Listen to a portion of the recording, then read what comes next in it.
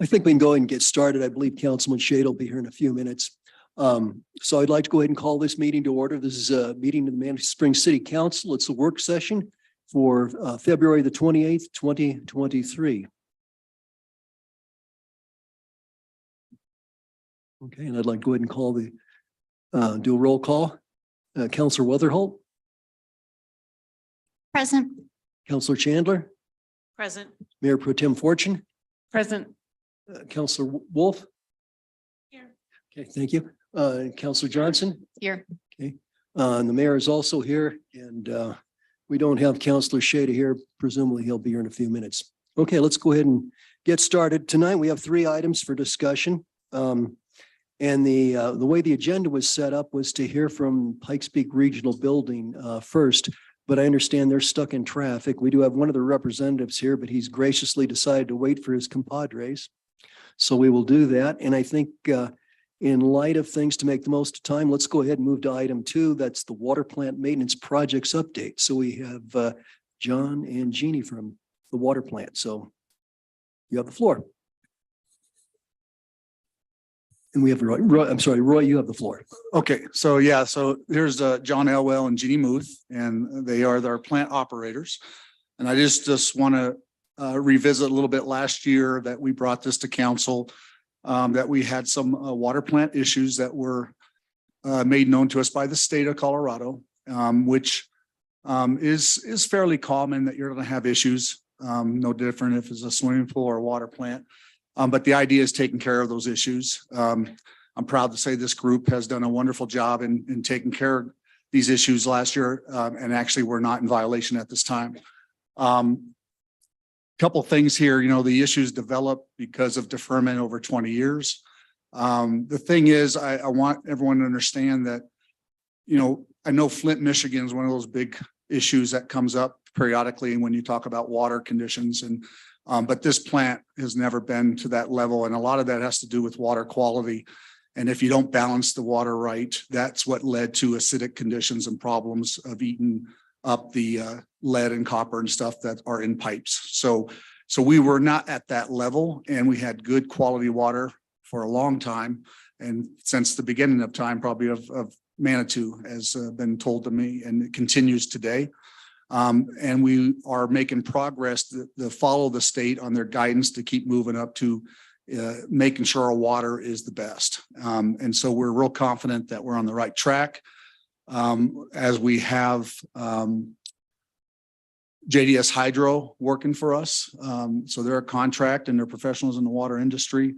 We hired operator and responsible charge, A certified with his John. And we also have another A certified water plant operator with his Jeannie. So we have 2, and we have a backup if there's any issues.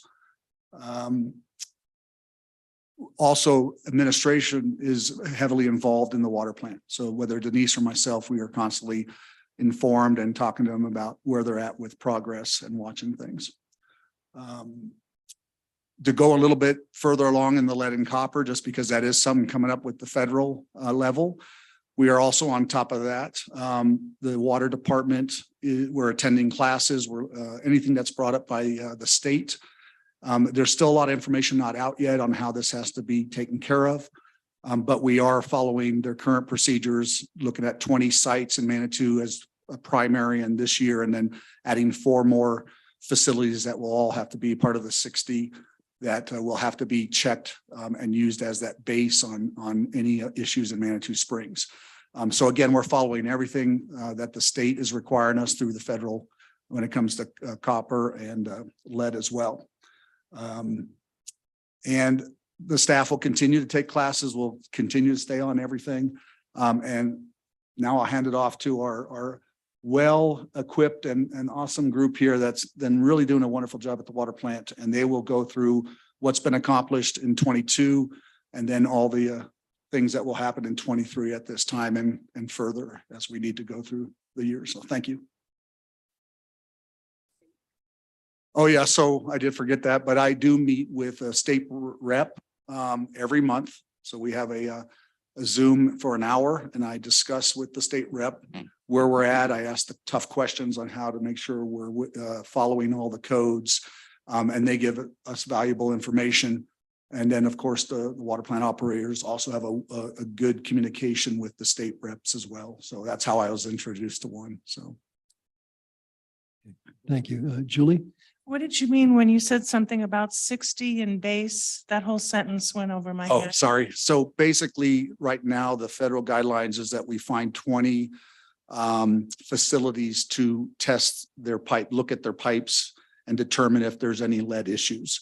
And then that's required that we assign 20 for this year and indicate those for the state, and then prepare to have 40 more next year.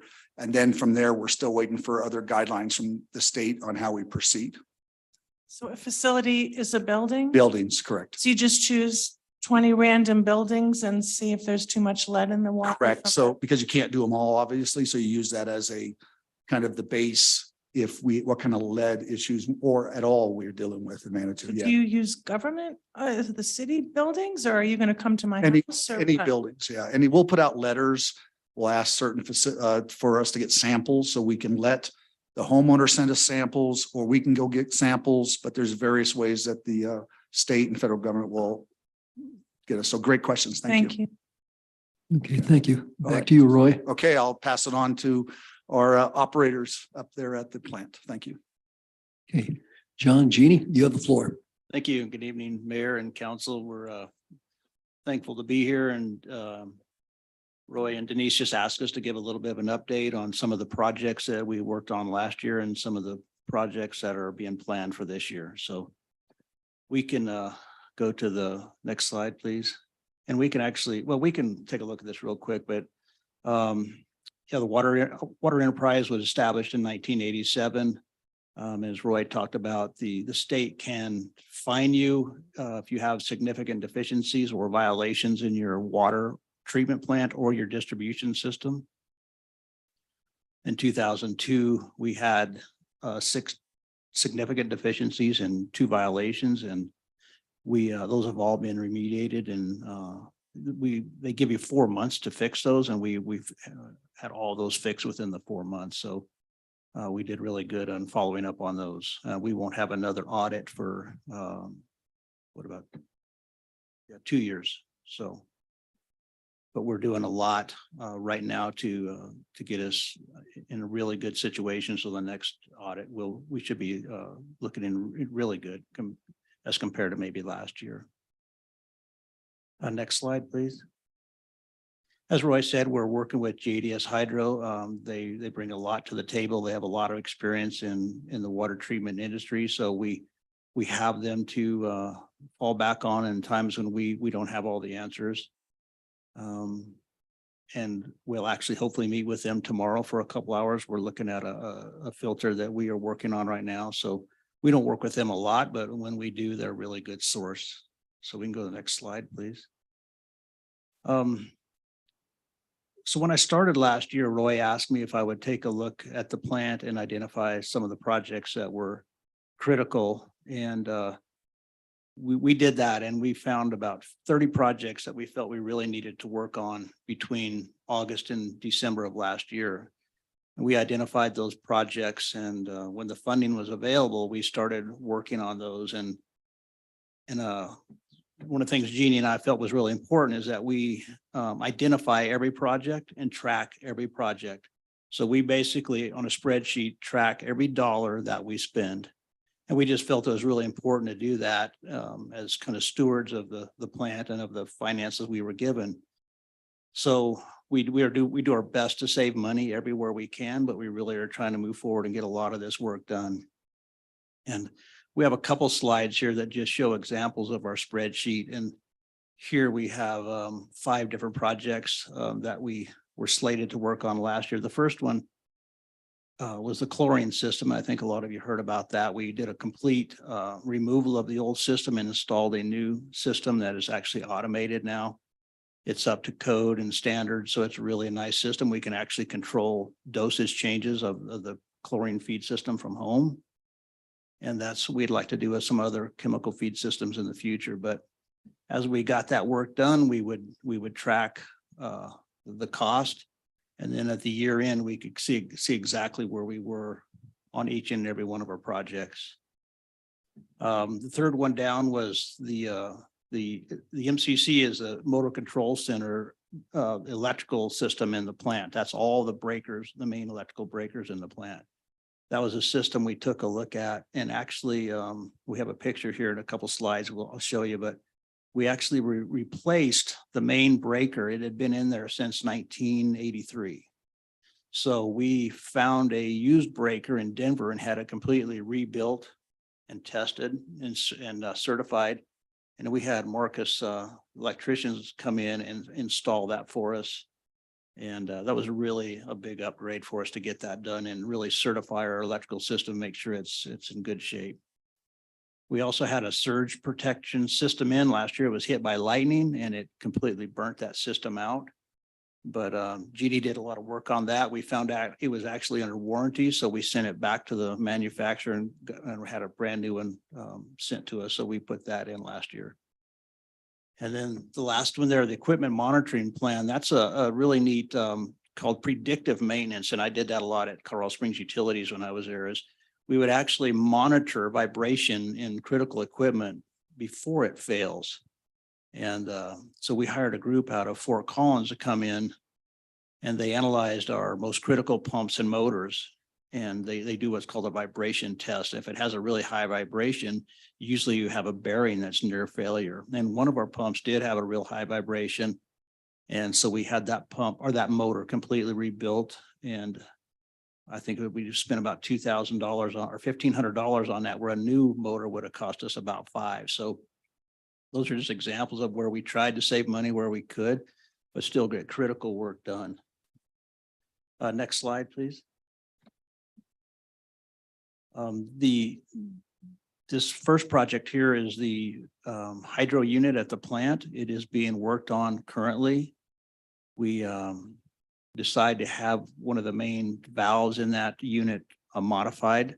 So that's a project we're still working on currently. This second project here was the that same group of breakers that I was talking about, the electrical breakers. We had that same company from Fort Collins come in and do an infrared scan. So they basically have a camera that looks at each breaker, electrical breaker, and if one is too hot, the photograph actually takes a picture of that, and then you can go back and fix that. And we found one that was really, really hot. It was almost to the point of failure. And so we were actually able to go in and had Marcus Electric fix that before that shorted out or started a fire. So that was also a really good project there. And we did some painting and we have a lot more of that to do. We actually had in the last one there, we had some actuators that weren't working properly, and GD worked with a company there to buy some new basically it's called a card. It's actually the electronics within that actuator to actuate the valve properly. So it seemed the more we looked, the more problems we found, but we got a lot of things fixed and we're really going in the right direction right now. Next, please. This is just kind of an oversight of some of the projects we have planned for this year. We probably won't spend all this money, but we do have a lot of projects going on this year. And the top ones there, you can see we have a coagulant feed system that we hope to replace, as well as a soda ash chemical feed system. And the soda ash is kind of what Roy was alluding to in Flint. They didn't keep their pH at the right level. They kept their pH really low and weren't feeding enough soda ash. And so when you have a low pH water, it actually becomes very corrosive on the pipes in your system and can actually leach the lead and copper out of the pipeline. So we want to put in a new feed system and automate that as well. The second main project there, the filter to waste, we are actually currently working on that now. It's tied into filter number or into the third project, the rebuild of filter 2. So that filter last year, about September, failed on us. And so we're having to completely rebuild the internals of that filter. And I was telling Roy, it's just something you can't predict. These filters were put in 1983. And I think we got a lot of really good years, but something inside that filter absolutely failed and we couldn't use it anymore. The media was starting to go through the filter and into the finished water. So that is something we're currently working on right now. SCADA, I think you guys hear a lot about SCADA. SCADA basically is just our computer system that we work on at the plant. And when we go home and we take our laptop, we also have that same program on our laptop. So we're able to watch the plant during the nights or the weekends. So the SCADA system last year really needed a lot of work, and we spent about $70-some thousand on that. A lot of that was cyber security upgrades. We really were deficient in cybersecurity. So that was a main project. We worked with Timberline, a group that does this work for us. And so they assured us that we're in great condition now as far as cybersecurity and our computer system being secure to outside entities. The last two projects there that replace that chlorine door and the HVAC upgrades, I think for now, we're going to hold off on those until we understand more about where we're at with the budget. So you can go to the next slide, please.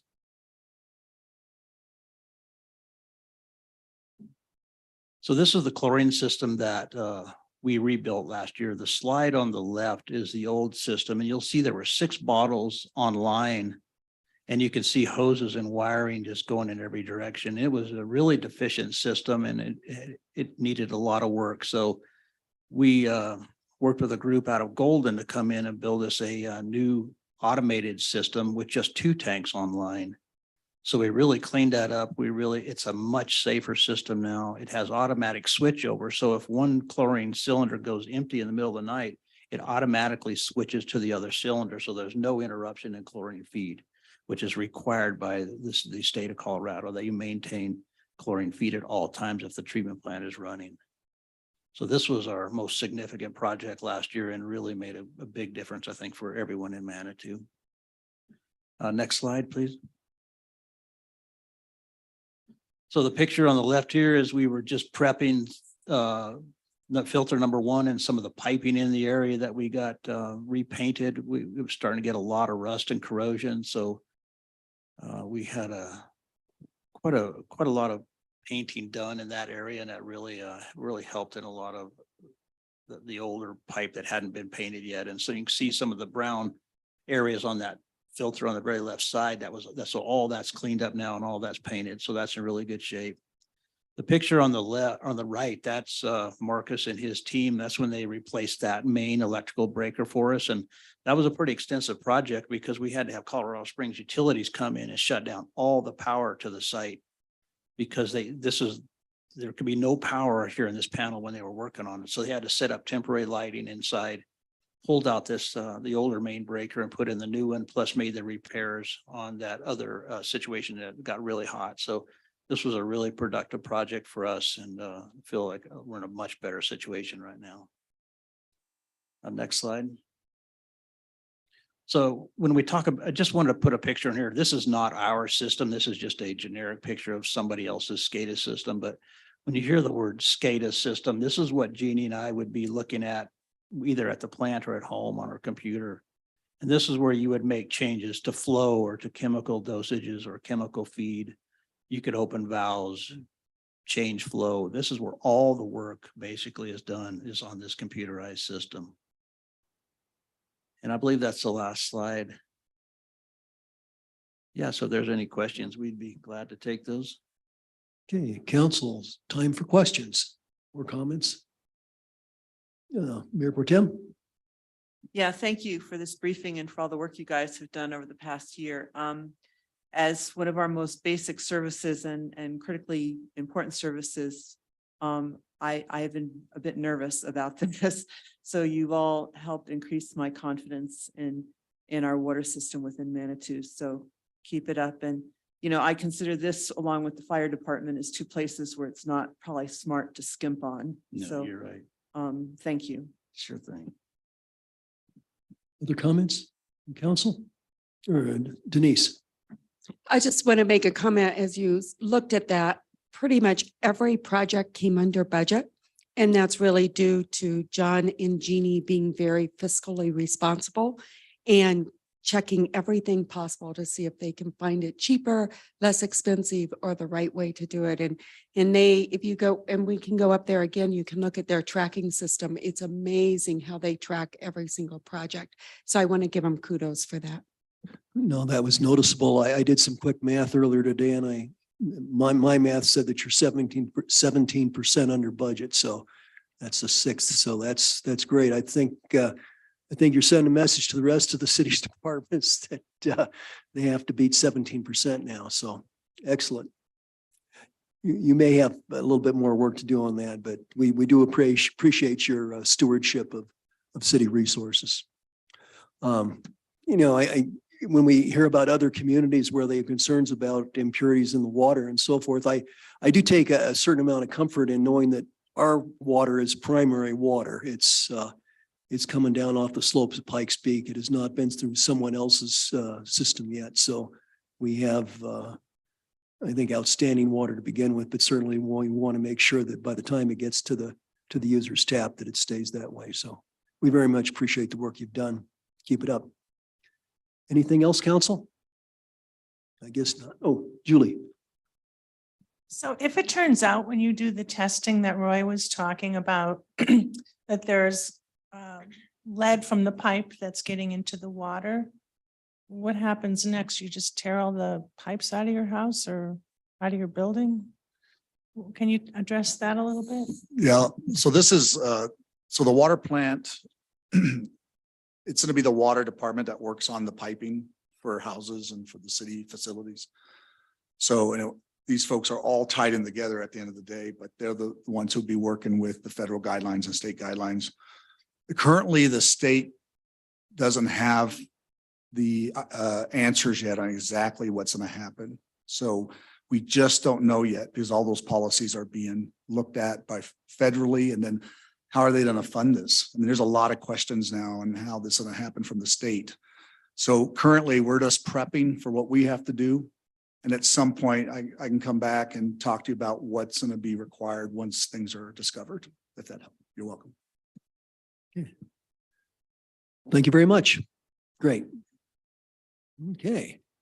Well, welcome to our friends from Pikes Peak Regional Building. Sorry that you got experience of traffic on Highway 24, but looks like you're here safe and sound. So very good. Roger would like to come forward and introduce your crew. And when you speak in these microphones up, you press the button in the middle and you see the green light will come on.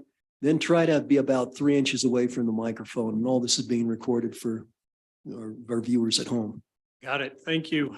Roger Lovell with Pikes Peak Regional Building. I have John Welton, who's our Deputy of Building Inspections, Jay Eanhouse, who's our Deputy of Plans, and then Gina Kolchitska, who's our Regional Building Counsel. So we are fully prepared to address any questions that you may have tonight. Was that not close enough? Is that better? Thank you. Sorry about that. First, I'd like to start off just by saying what a great partner over the years Manitou has been to work with. We've always enjoyed working with Manitou, and quite honestly, I think we have better collaboration with Manitou than we do some of our other jurisdictions. So it's always been a pleasure to work with Manitou, and we thank you for finding the time for us to be here tonight. We're here to discuss the 2023 Pikes Peak Regional Building Code. And maybe before I start, just a little bit of history of the department. The department was created in 1966 between El Paso County and the city of Colorado Springs as a means to provide a uniform enforcement of building codes. Later on, the other jurisdictions within El Paso County joined into that agreement. And we now serve a total of 8 jurisdictions to include Woodland Park by a separate intergovernmental agreement. We serve all of El Paso County with the exception of Calhoun and Rama. And again, the goal is really to have one building code that works across all boundaries. And that's been a very great tool for all of the building contractors and everybody working within the region because they have the same set of rules and it makes it easier to get that information out. With that said, every 6 years we provide, we go through this process that we're doing today. The International Code Council publishes a family of codes known as the International Codes, and they revise and rework those codes every 3 years. Historically, we've been on a 6-year cycle rather than every code cycle. It takes us about 2 to 3 years sometimes to really conduct a thorough review of the codes and go through this process. And additionally, there are costs associated with updating the codes, not only for the department, but for the contractors that it serves. So the process that we have now started in early 2021, as soon as the 2021 family of the International Codes was published. And it took us about 18 months to go through all of the codes and develop a draft version of the codes for public, for the public to view. Once we had those codes available, we published the draft of our Pikes Peak Regional Building Code on our website for a 60-day public comment period. During that 60-day public comment period, I think we received 88 comments. We had a special work session with our board of review, and each one of those comments to include additional public comment were considered during that board of review work session. In fact, it went long enough that we had to have a second work session for it. Once that was complete, we opened up, we kind of reconciled the code, incorporated any comments that came from our board of review, and opened up a second 30-day public comment period, followed by another board of review work session. During that period, we had, I believe, 29 comments that were considered during that work session. So moving forward, just through the public process of it, it was November 9th that our board of review conducted that public hearing. And on December 19th, our board of review approved the current version of the Pikes Peak Regional Building Code, the 2023 version, I'm sorry. And that started the process of bringing it before each jurisdiction that we serve. So going back, what the building code does, what the Pikes Peak Regional Building Code does is it's broken up into 3 chapters, essentially. Chapter 1 is the administration of the department. Chapter 2 is contractor licensing. And chapter 3 is the technical section of the code. And that's the section of the code that adopts and amends specific model codes. Then the model codes being the 2021 International Residential Building Code. That's a code that it's an all-encompassing code that applies to 1 and 2 family dwellings. The International Building Code, that's the commercial building code. The 2021 International Mechanical Code, heating, ventilating, and air conditioning. The 2021 International Fuel Gas Code, the associated, in our case, natural gas and venting. The 2021 International Energy Conservation Code, the 2021 International Existing Building Code, and a new code that we have not adopted before is the 2021 International Pool and Spa Code. So probably one of the most general questions that we get is what's changed, what's different? When we look at the chapter 1 administration of the department, there have not been any changes in there. A lot of that is just cleanup over the years that needed to occur, adopting or getting in line with current standards. One of the requirements, we still had a requirement for paper plans. Well, now we accept electronic plans in place of that. So a lot of cleanup in there. Some of the same in the contractor licensing. There were some significant changes requested to some fire licenses through Colorado Springs Fire, just adding some additional types of licenses. When we get into chapter 3, the technical codes, the residential code and the commercial building code are really pretty well refined codes. The changes in those model codes are pretty minor and don't really have much of an impact. The most significant impacts that came out of this are the Energy Conservation Code and I guess going back to the International Building Code, the associated reference standards with that, which are the accessibility standards, kind of some of the ADA stuff. There were significant changes there. So the International Energy Code kind of threw us for a loop. We had a plan and we were working forward with amendments to the 2021 International Energy Code.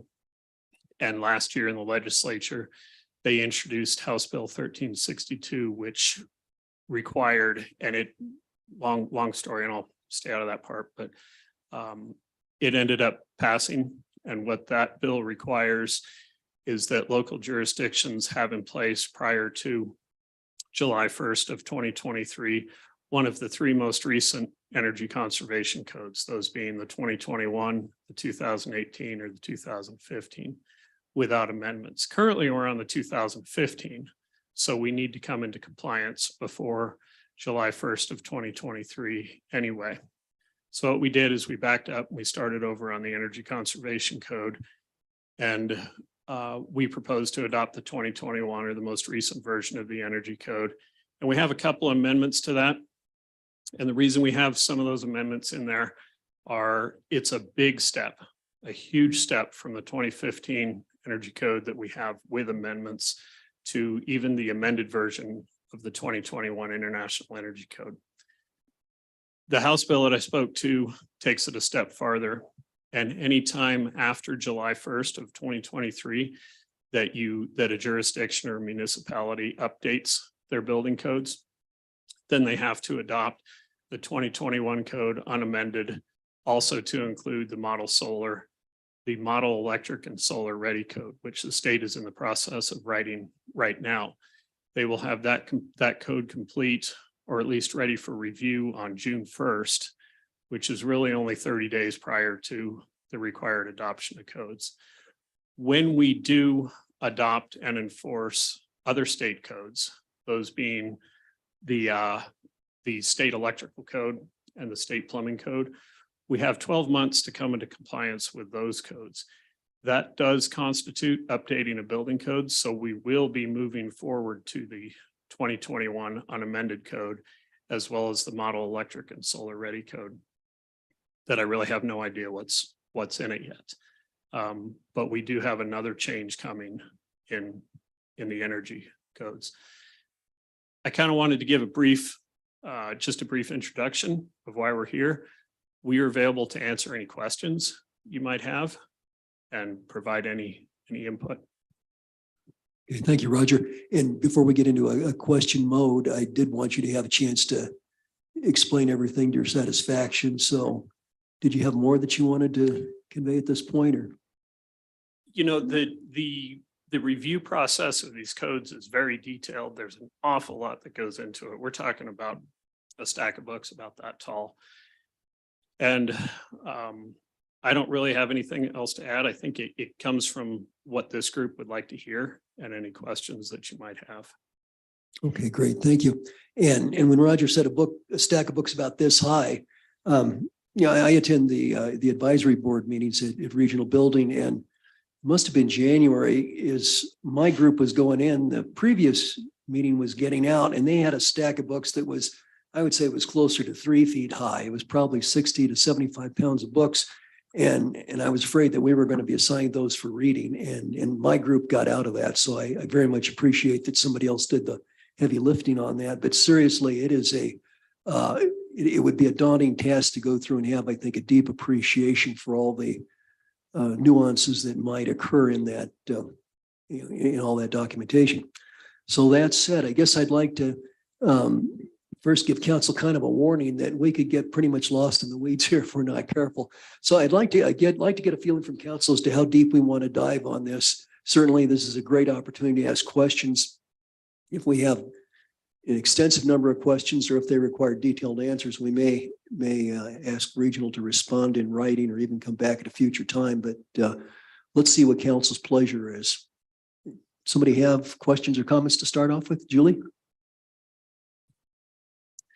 I'm looking at, pardon me, the historic structure definition in the proposed ordinance. And it refers, every option refers to the findings of the Secretary of the Interior.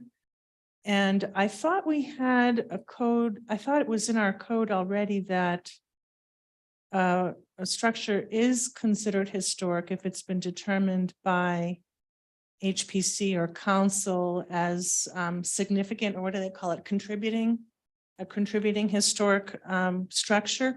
So, I mean, this is sort of a question for Jeff, I guess, but it seems to me that the regional has its own definition of historic structures, and ours may be more inclusive because not all of our ordinances, refer to the Secretary of the Interior.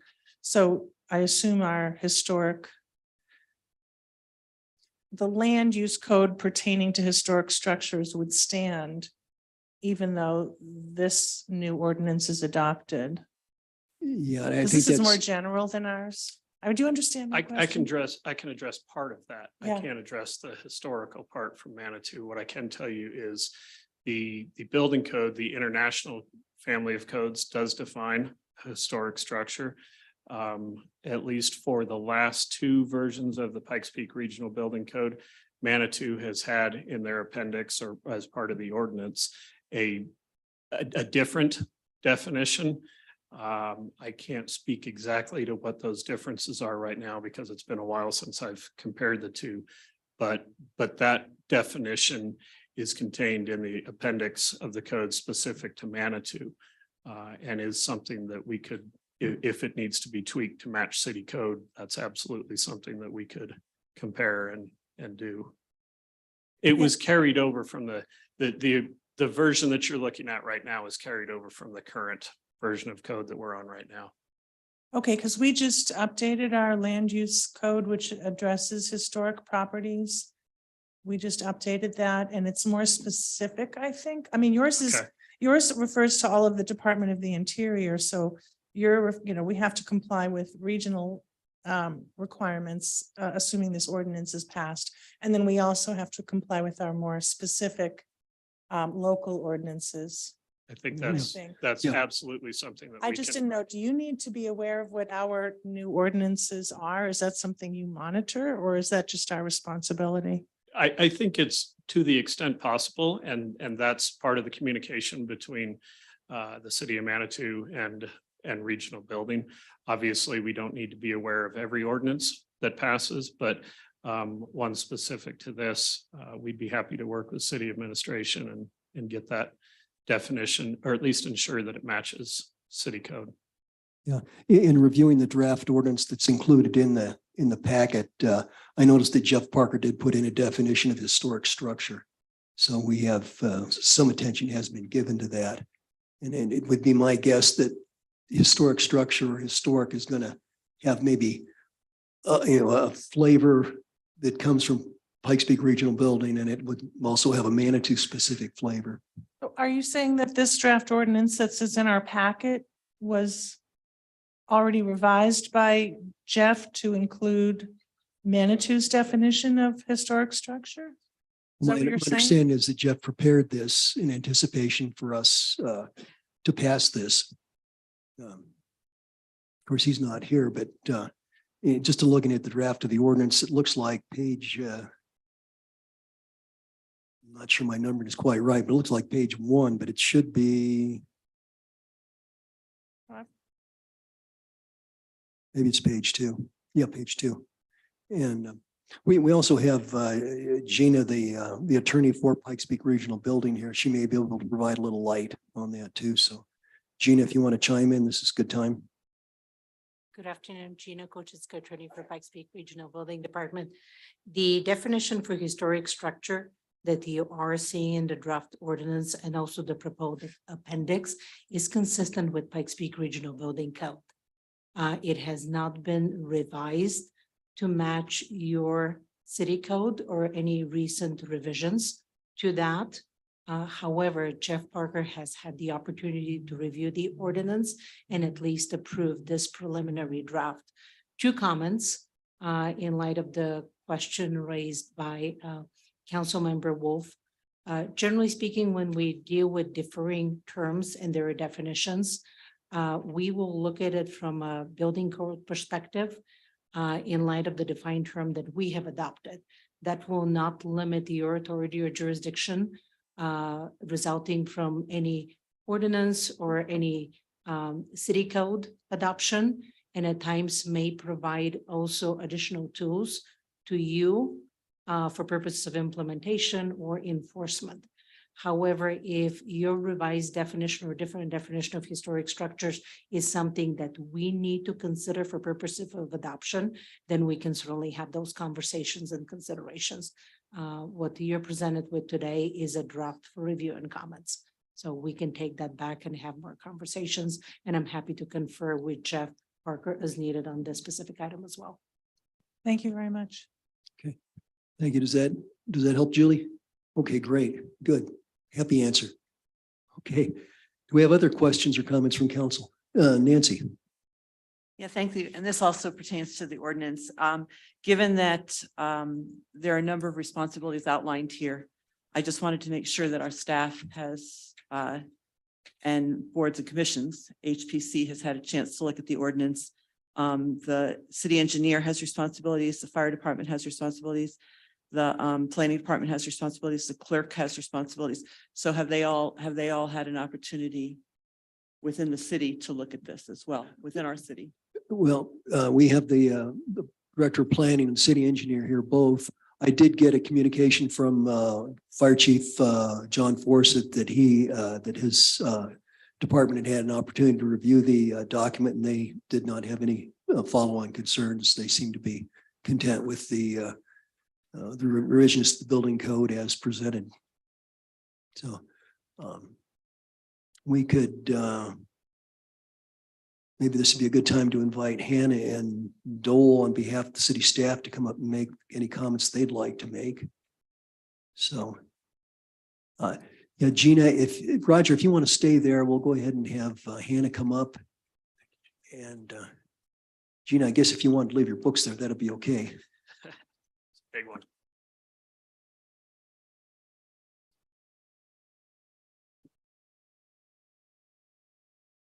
Great, thanks, Gina.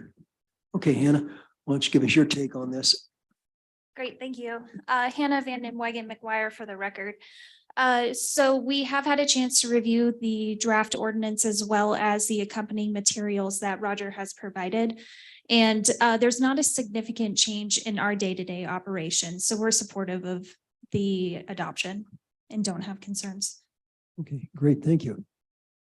And then I'd ask Dole if you'd like to make comments this Can I time. ask Hannah something before she Oh, leaves? sure, yeah, go ahead, Sorry. Julie. So Hannah, you heard the response, the question and response. Do you think it's appropriate? Would you go ahead and send the updated land use code that we just passed to regional so that they're aware of some of our changes? Yeah, absolutely. And we did meet with the Pikes Peak Regional Building Department, Roger specifically, I would say about a month ago, or is it somewhere around there?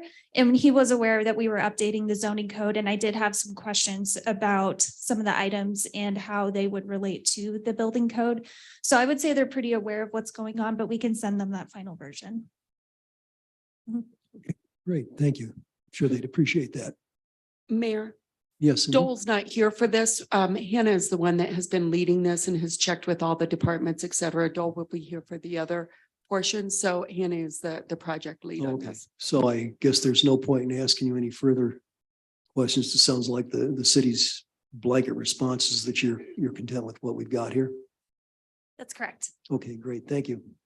Good. Any other questions from council for Hannah before she escapes? I guess not. Thanks, Hannah. Okay. All right, council, more questions or comments? I guess we're all intimidated by a stack of books 2.5 feet high. Okay, council. So what we're anticipating doing is next week when we have a regular meeting, we would entertain this on first reading. And then, of course, 2 weeks from then, which would be March the 21st, we would have a public hearing and second hearing, and it would, if we decide to pass it, then that would be law typically 5 days afterwards. So this is a good time to ask questions if anybody think of anything. I guess not. Roger, I'm wondering if we shouldn't give your staff an opportunity to comment on anything since they're here, if there's anything.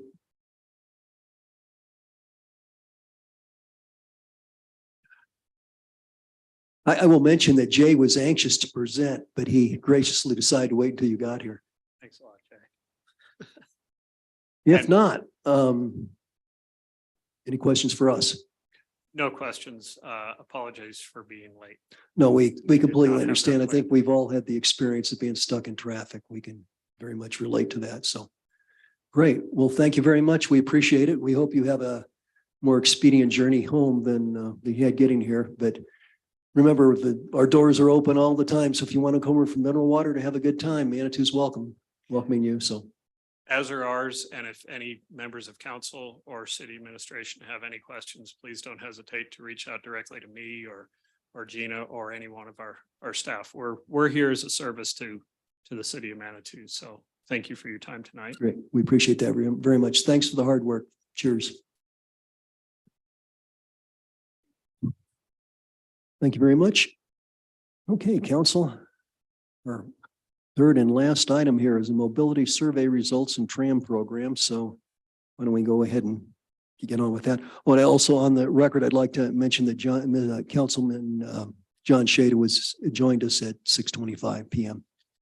Okay, great. Okay, Roy. Roy Cheney, Deputy City Administrator, and we're going to go over the mobility survey. If you recall, the TMMP, as we looked at that program, we were missing some critical information when it comes to mobility and transit service in the area.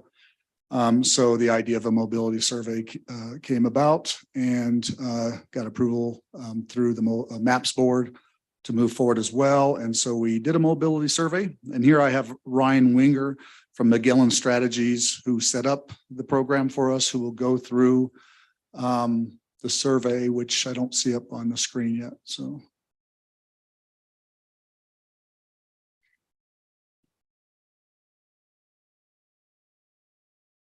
The tram will be the second part of the discussion.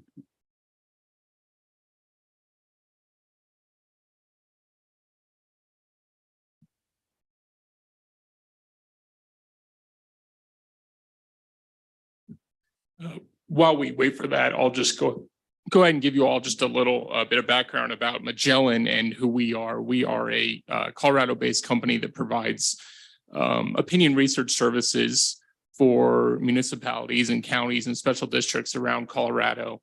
And as Roy said, the city had approached us with an interest in not doing a broad community survey about all different aspects of quality of life, but specifically a mobility survey, hyper focused on issues of mobility around the city.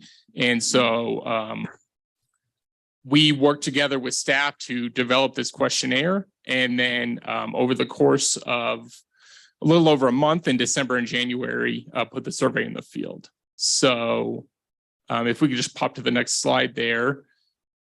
Just so that you can kind of understand the methodology a little bit, we completed, it was an all online survey of 516 residents or frequent visitors of Manitou Springs. And you'll see on the next few slides that it was mostly residents. That 516 is a really great response rate given the size of the community. And so we're very happy with kind of the cross section of residents that we're able to interview and very confident in these numbers. And over there on the left side, you can kind of see an example of the text message that was sent to residents within Manitou Springs, just kind of an inviting with the city logo. Hello, we're just inviting you to participate in this important survey. We want to hear your opinion. And then once we compiled the 516 completed interviews, they were weighted to be representative of the city's resident demographics by age and gender, so that you all can, again, just be a little more confident in the cross section that we interviewed here. On the next slide, and kudos to city staff for kind of developing these 6 areas by which we could look at the survey responses. As we were discussing how to break it out geographically, it became clear that maybe the city wards weren't the most helpful, and they wanted to get a little bit more hyper targeted in these 6 areas. And so the GIS department came up with this map. And so as we refer to areas throughout the survey, and hopefully you all have a copy of this in front of you so that you can kind of see what's area 1, what's area 2, and so on.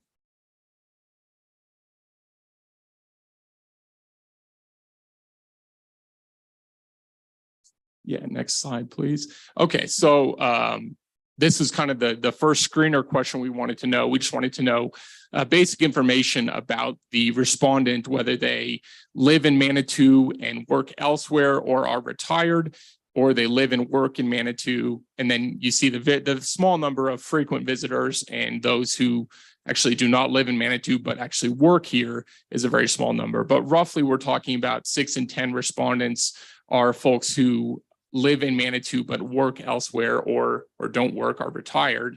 And then another roughly 4 in 10 are folks who live and work in Manitou Springs. As we're developing the survey, we determined that would be an important distinction to make heading into it. Next slide.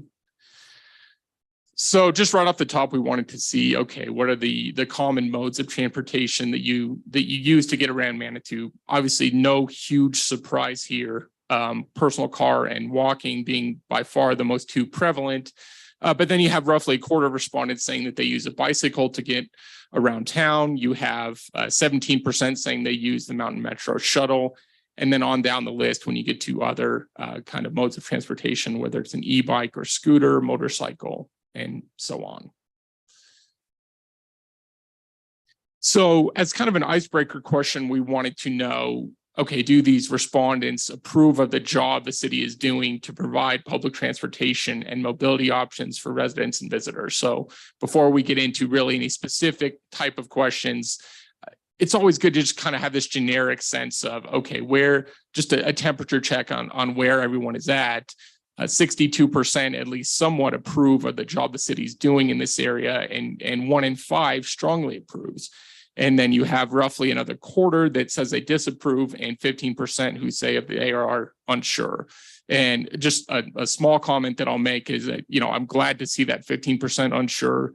Anytime you do a survey like this, it'd be a little concerning if everyone had an opinion, because when you think about just an accurate cross-section of residents of the city, not everyone's going to have a strong opinion about some of these things. And so that 15% is actually reassuring. But again, nearly 3-to-1 approval versus the disapproval. So you're starting off in a solid spot here, just in general. Again, just an important thing to know is just whether the city, whether the respondent believes the city is fiscally responsible and spends tax money wisely. Anytime you're talking about specific projects or just general projects in the future, you need to know whether there's just some kind of broad discontent with how the city is managing their finances. And here, obviously, you want to see this at 50% or above, and you're right there at 50%. With 15% strongly agree, 35% somewhat agree, roughly, or you see 1 in 5 there somewhat disagree, 14% strongly disagree, and then again, you have that unsure, no opinion. So this is a good place to be. I mean, you'd like to see that number be a little bit higher north of 50, but it's not a huge area of concern where, okay, people are going to start being skeptical right off the bat before you even get into what you're about to ask. And the first real specific things that we wanted to drill down into were these Mountain Metro routes 33 and 36. So if you go to the next slide, we asked how familiar are you as a respondent with Mountain Metro Route 33, Hiawatha to the Incline. You see there that basically 3 and 4 respondents are at least somewhat familiar. And that's, not surprising. You see a little bit higher there in areas 3 and 4 if you're looking at your map, but otherwise not a lot of difference on the demographics there. So then among those who are familiar, if you go to the next slide, we asked them, do you regularly ride Route 33? And 87% of respondents said, no, I don't regularly ride it. Only 13% said yes. So again, we're just filling them out. We're trying to get a sense of, okay, what's the ridership look like of this route? And then on the next slide, you'll see we asked them, please describe your primary reason for riding Route 33. I'm sure you all are not surprised. It's mostly just to do the incline, hike the incline. That was by far the most prevalent responses for why these respondents are riding Route 33.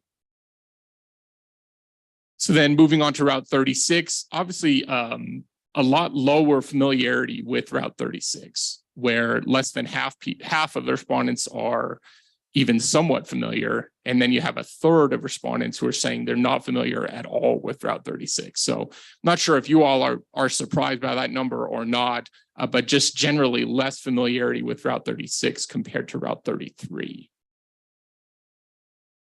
And again, we asked, do you regularly ride Route 36? Now, among those who are familiar, there is a higher percentage that actually do use it, where just over 1 in 5 respondents who are familiar with Route 36 do regularly use it, but still an overwhelming majority of them do not. That's 78% there. You'll see there Area 6. I'm sure this is not surprising looking at the map, but obviously a lot higher ridership there coming from Area 6 than from the other 5 areas. Do you know how many people that is? So Area 6, I think was. No, I'm sorry. How many people constitute the 22% who regularly ride 36? So it's among 217 respondents who are familiar with Route 36. So basically 22% of that is what we're looking at. So yeah, it's you know, this kind of question, you could get higher, you know, you could get better data by literally going to the bus routes and trying to interview riders that way. This is more of a broader community survey where we're trying to see, okay, what is that true number closer to? Again, it's only 217 respondents, so it's going to have a higher margin of error than the overall respondents, but I think it's still something that you can kind of hang your hat on. And then if you go to the next slide, we ask them, please describe your primary reason for riding Route 36. Not surprising, just a lot of to go downtown to avoid parking. Those are kind of the primary responses for why folks are riding Route 36.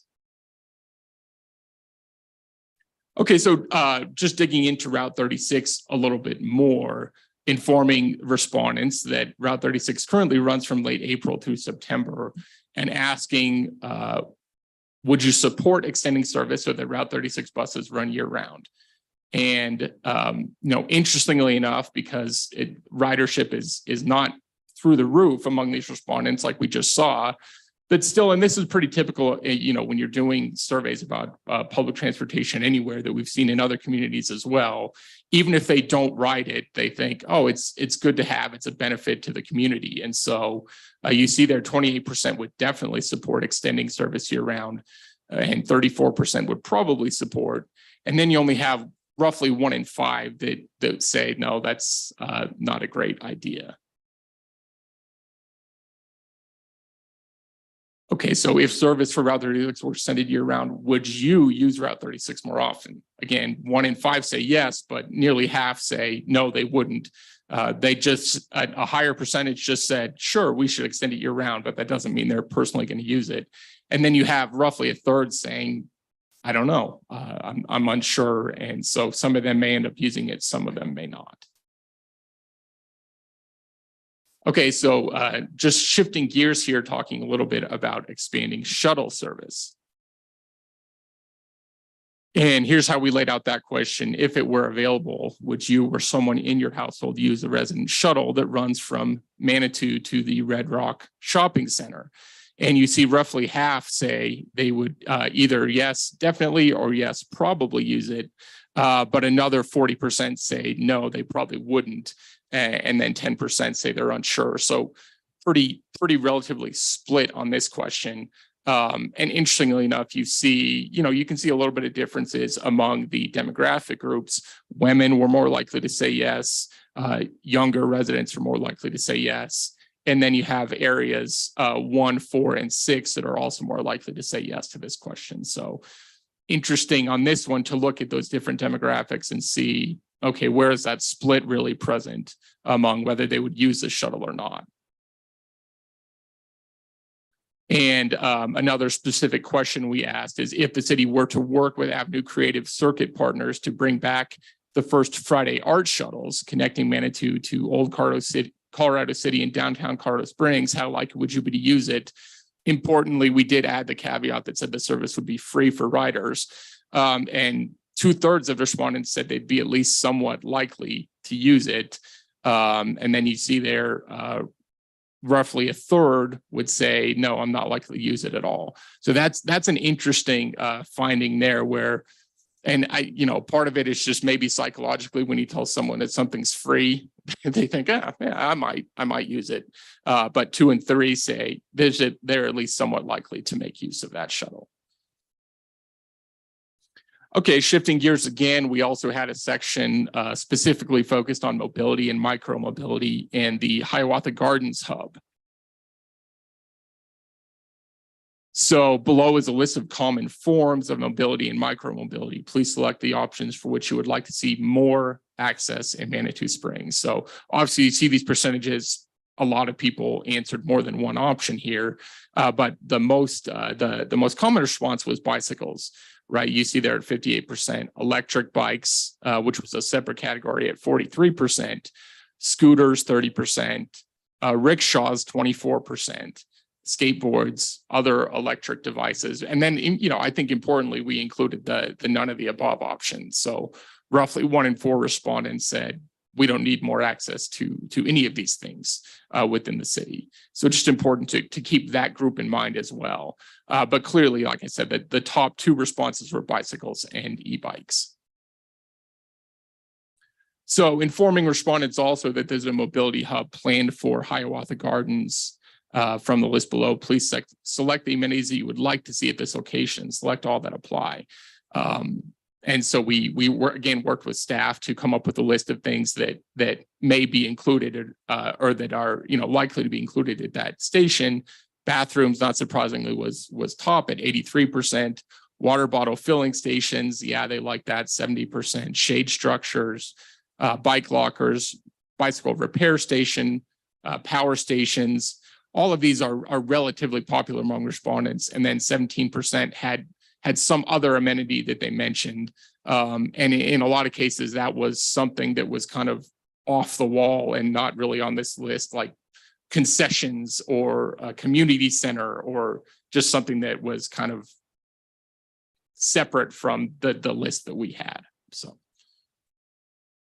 other questions of interest, right? We included these 2 kind of at the end because staff wanted to get a read on these. The first one dealt with a specific city code, and we asked respondents if they agree or disagree with this existing city code, and then gave it to them verbatim. No person shall ride a bike, scooter, skateboard, or similar wheeled vehicle on the sidewalks of the downtown area or any paved or concrete area of any city park not otherwise designated as a bike path. Kind of an interesting split here. Where 51% strongly agree with that code, right? And then the other 50 are somewhere else. 19% somewhat agree. So that you're talking about 7 in 10 respondents that agree with this code. But then you have roughly 3 in 10 that disagree and maybe want the city to take another look at it.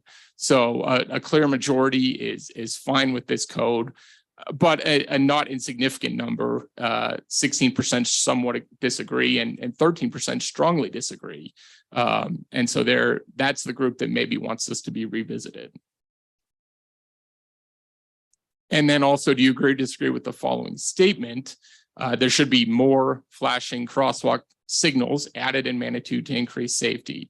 1 in 4 respondents strongly agrees with that statement and 29% somewhat agree. So that puts the over 50% that are agreeing with this, but not too far behind them is the 38% that disagree.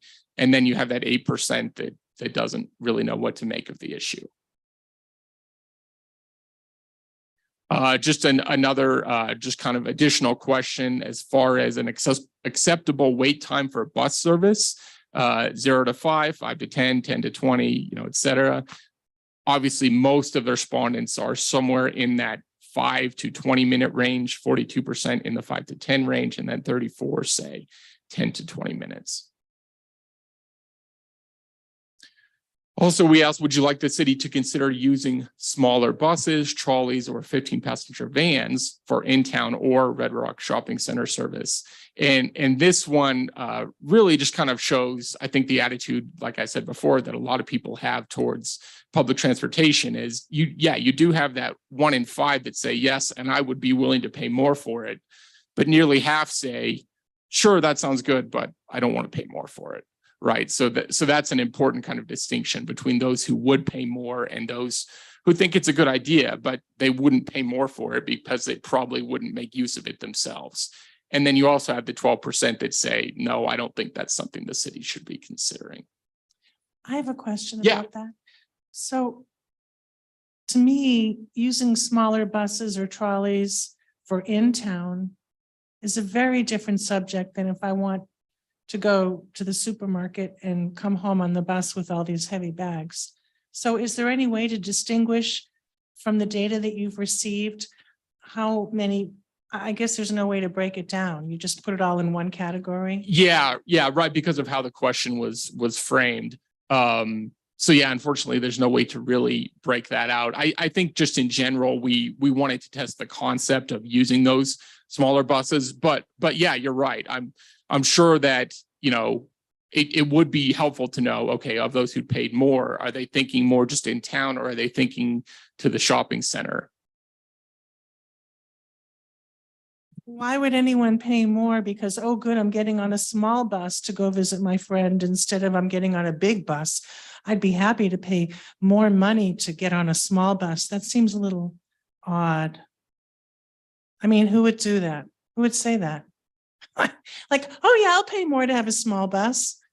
I don't want to get on that big bus for $1. I'd rather get on the small bus for $2. That just seems odd to me, but that's fine. Well, you know, I think it probably how some people are when it's pay more, it's not necessarily saying I'd pay more than I would for a bigger bus. It's saying I would pay more for that service if the city were to allow or were to provide it. That's how I read it.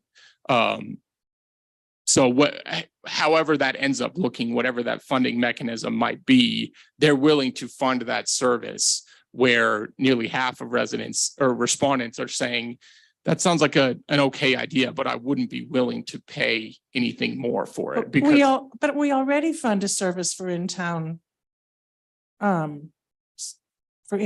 So do you see my point that if I already have in-town service, then I'm going to pay more for in-town service on a smaller bus, I think is what you're asking people.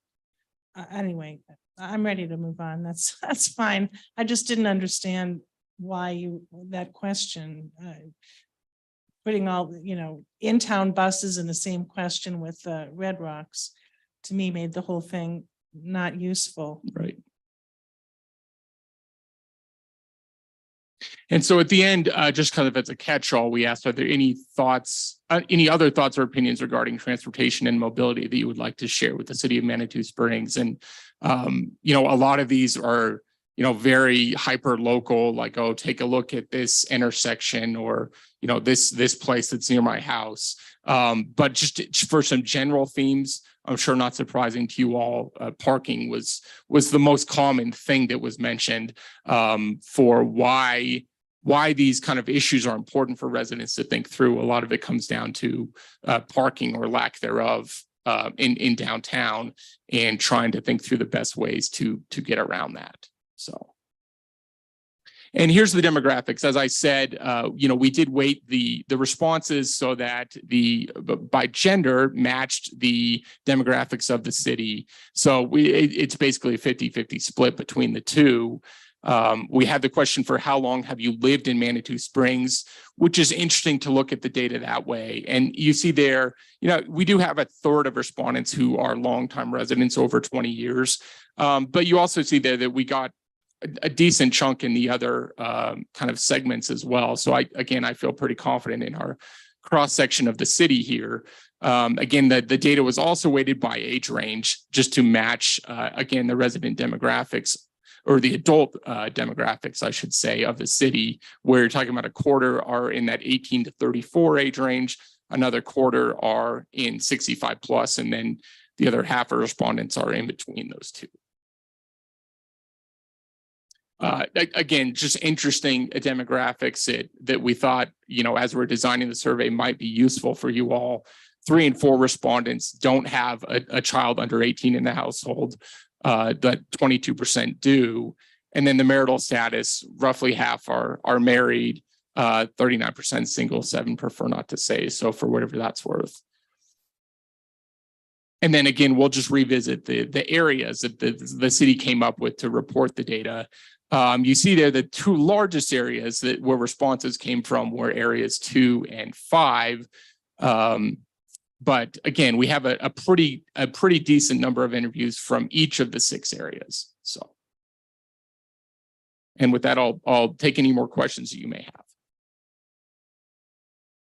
Council, I would like to take the opportunity. I think it was in January at the PPACG meeting, we heard that Mountain Metro was going to double the frequency of the Route 3 buses. That's from downtown Colorado Springs to Manitou. And the run times, there'd be a wait time of 15 minutes, which is huge. Most of the other routes in that system are typically, I think, half an hour. So in a sense where, our residents have the opportunity to get to Colorado Springs and, for instance, Red Rocks to shop, get to Safeway or whatever. And that's just beginning to change. So that could temper how we feel about some of our needs. And actually, and what's kind of neat, I think, is that 2 of the 4 buses are going to be diesel and 2 of the 4 are going to be battery electric. They'll be the prototypes that'll be tested here. And it's, I think, partly because Manitou has expressed an interest in being, environmentally progressive. So Mountain Metro was actually pretty conciliatory towards our requests. So I'm sorry, open it up to other questions, council. Oh, Judith. Yeah, I have several comments. I really struggled with this survey. And it's not just this survey. It's a situation, and I may not be the only council member, where we hire a consultant, we get some data. And in my case, it raises more questions than it answered for me. And while I'm glad it was done, my concern is when we gather this data that we are surveying the residents, but our solution is typically geared toward the tourist. And when I took a deep dive into this, part of my frustration, and I'm a 36 bus user too, is that gray area, that abyss that a lot of people fell in, strong or somewhat agree, somewhat disagree. And I asked myself, is that kind of the same thing? And how do you separate that into, well, we're going to put that into the agree category, we're going to put that into the disagree category.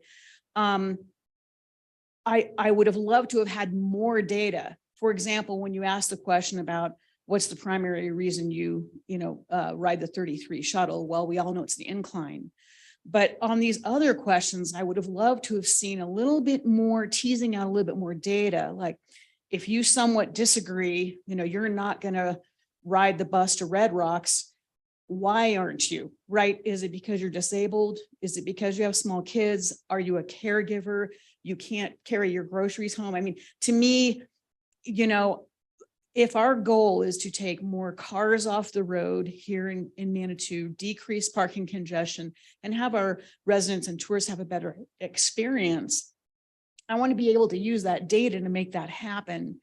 For example, I'll give you some frustrations with the 36 shuttle, which a lot of our neighbors don't know because it only runs from really May 1st to September 30th.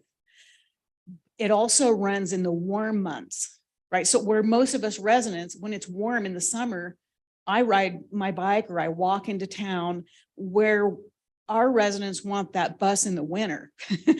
Right? We want it when we don't want to drive when it's cold. So it's frustrating to me as a resident that we're not capturing the bigger picture. So I want us to be mindful of that. I would never drive my car into town if the 36 shuttle ran year round, except for to come to council or an event in the evening where the shuttle service would be ending. And that's one car off the road, right? So while I appreciate it, I'm also just a little nervous as we go into making these decisions, to be mindful that I think there's a bigger story here. And this we're kind of tip of the iceberg. So, because I don't know how to interpret this. I somewhat disagree, but I somewhat agree without nuancing. Why did that person bother to take the time to take the survey, but answer in that gray area that I can't use that as to make, really important policy decisions. So I also want to just point out the slide. I think it was at the very beginning. My computer is how do you get around town? It was, I think, 86% drive the car. If you add up the bike, the e-bike, and the other three, that's 50%. So on that one slide, it looked like, boy, 50% of the people that took this survey get around in other than a car.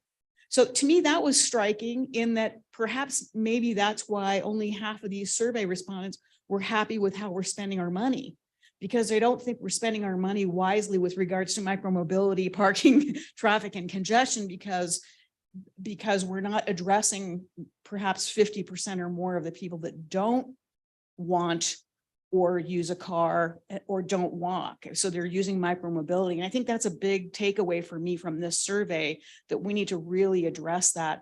And as we look forward to the future of planning, micromobility in town. So that's all I've got. Thank you. Yeah, and Roy, did you have comments to that? Yeah, I mean, it's good learning experience as we do surveys and when we put out a survey, then to have different thoughts and ideas on what's missing. So we definitely have to think about that as we go in the future on any surveys is those key elements that you're talking about. I would say that from a staffing standpoint, like if we do look at that, one thing I would look at, and I did initially when I looked at this chart, was I would combine those other items as mobility or micromobility in a unit and to say, well, that's the whole picture of micromobility, and compare that to a vehicle possibly. So from my standpoint, we can use this data to combine and look at things as a whole. My take on 36, for example, shows pretty good support for I think, in my opinion, possible annual shuttle somehow, because things that I know in the industry on trying to get people to use shuttles, you have to have consistency. And so that's where knowledge comes in, the city staff to look at this data and not just get caught on one thing and kind of look at it as a whole. Because as you know, the mobility issue is a holistic thing. I mean, it's the synergy from all the mobility options have to come together. So I hear you. We've got to improve in some of those areas, but I will tell you, I think this from a data standpoint for me, looking at all the other studies and everything else, this is probably the most we've had in a mobility sense, which is exciting for me to see the feeling of the community and how many responded from the community. So thanks for your comments. It's helpful. Yeah, and just, as a pollster, I can kind of echo your frustrations, right? Like whenever I see that, no matter what project we're doing, that somewhat disagree, somewhat agree, you wish that we had, the time to say, okay, tell us why. But, unfortunately, at some point in the survey, if every time they answer a question, you say, okay, tell me more about that, then we're going to lose them and we're not going to end up with, over 500 responses. And so it's kind of where to draw that fine line. So. Nancy? Thanks. I believe on slide 5, which I think is the slide you're referring to, it select all that apply. So can you break it out, or are you able to look at that data in more fidelity and see if, like the 86%, what percentage actually only use personal car as their only form of transportation? Because I do believe when I filled out the survey that I put personal car, walking, and electric bike. Sure. Yeah, no, So- that's definitely something we could do, is we could pull out people if they only chose personal car, that we do have that ability to pull that out. Okay, I think that might give a little more fidelity to that particular slide. Sure. Thanks. And then to your point, we could also maybe combine everything else into one group and take a look at the responses among that group, that the combined mobility group or whatever we want to call it. So, That would be great. Yeah. Thank you. That'd be very helpful. yeah, definitely. Okay. Julie? This has come up before where we're told, hey, guess what? There was this survey. Here's the results. Let's talk about it at a work session. And then we say, oh, I wish you asked this. I wish you asked that. I wish this sentence was worded differently. So I would really like that in the future, when we have surveys that we're paying to have done and we're having all these residents respond to it, I think it would be really nice if council were presented with proposed questions to be on the survey so that we have an opportunity to talk about, certain questions that could be worded better. For example, not combining in-town bus service with Red Rocks bus service. And also so that we would have an opportunity to discuss the possibility of adding other questions to it, like to Judith's point, we could have, or like Nancy's point, we could have a little more detail in there that would help us. Because for us to respond after the fact, like, oh, too bad, it's like the cake is already baked, we don't have any input into the ingredients anymore. It's already here. So that's just a suggestion for staff. If you would allow us to have some input, then I think the results would be better. Okay, thank you. Michelle, did I see? Yeah. Thank you. I just want to say thank you for including the additional questions of interest. The one about having more flashing crosswalk signals on Manitou Avenue especially. And then the other one about whether they agree or disagree about people that ride a bike, scooter, skateboard, or similar wheeled vehicles on the sidewalks, because that's definitely dangerous too. So thank you. Okay. Any other council comments? Roy? Yeah, I'll comment on the, coming to council, and I have no problem with that. We can do that. What we did do though was present those questions to the map board. The map board added additional questions. So from a staffing perspective, we used the board that is mobility and parking. That's their position they were put into. So we went into that board to get help with that. So sometimes the challenge is, do we go to the board and to the council, and who do we all go into? So we probably need clarification from a staffing point. How do we use these boards that are designed to handle this kind of questioning for us? And how do we then navigate that? Because it puts us in a tough position. See, the way I see it, Roy, is really differently. I see the boards and commissions as providing some super helpful guidance to us, not making final decisions without us and then telling us afterwards, oh, I hope you like the decisions we made. I hope you like the questions on the survey because this is all you got. So it's not an insult to a board or commission, but they're here to advise us. And we have to make important, huge financial decisions based on the outcome of these studies. So I would very much appreciate if I appreciate the board's input, and I'm glad they had extra questions, and I'm sure it added to what the staff was able to provide, because the more input, oftentimes the better. But we're the final decision makers about what to do with this data. So I would like us to also have a chance to participate in deciding what questions will be asked. It's not any insult. I'm not trying to insult the board. Thanks for your input. Thank you. Thanks, Roy. And that was a good point that you made about running this past that you had run this past the MAPS board. So I think that helps. That sheds a little light on it. And it's typically Manitou. We seem to have about a 50-50 split on so many questions, Anyway, so Denise, did I see your hand? Judith, okay, and then Denise. Oh, I just wanted to piggyback on what Councillor Wolf said and to thank you. And I do appreciate this. This is some data we can use, and not to pick on you because we had this exact same discussion with the community survey. Please bring us some questions so we can think about them in the light of making policy. And I think this particular survey and what we're talking about tonight and what you're doing is, to me, the single most important thing we're going to talk about, because of the community surveys for the last 2 years have said to us, the biggest problems we have are traffic, parking, micromobility issues. So again, thank you. And the frustrations on our end from, how do we tease out and make good policy from this? So I want to thank you, and I'm not picking on you. It's just from our end, from making policy decisions, I was writing down all of the things that I would have liked to have known, to have a little bit of broader idea, but I appreciate your response. And then we would have lost about half of our people, or, we may not have gotten any different results anyway. So I didn't want to, I didn't want you to feel like we were just picking on you. Great, thank you. Denise?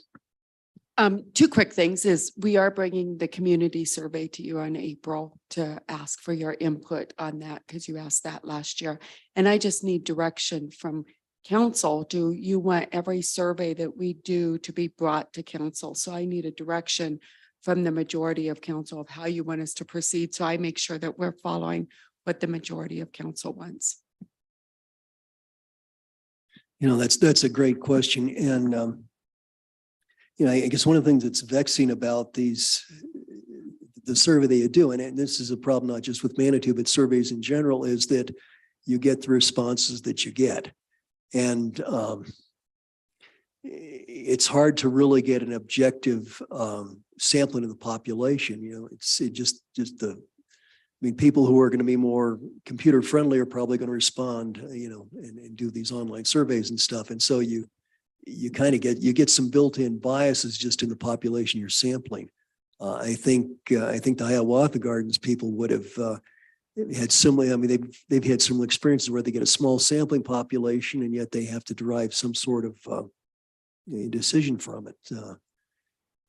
Getting what do we have? Some like 500 respondents here. This was pretty good in the last community survey. I think we were about 500 too. So statistically, they're becoming more significant. So we're doing a better job there. But again, it's how valid is the data? How truly representative is it? And we're getting better. And I think it's important that we do it, that we give people a chance to speak and respond. But it's not a perfect science by any means.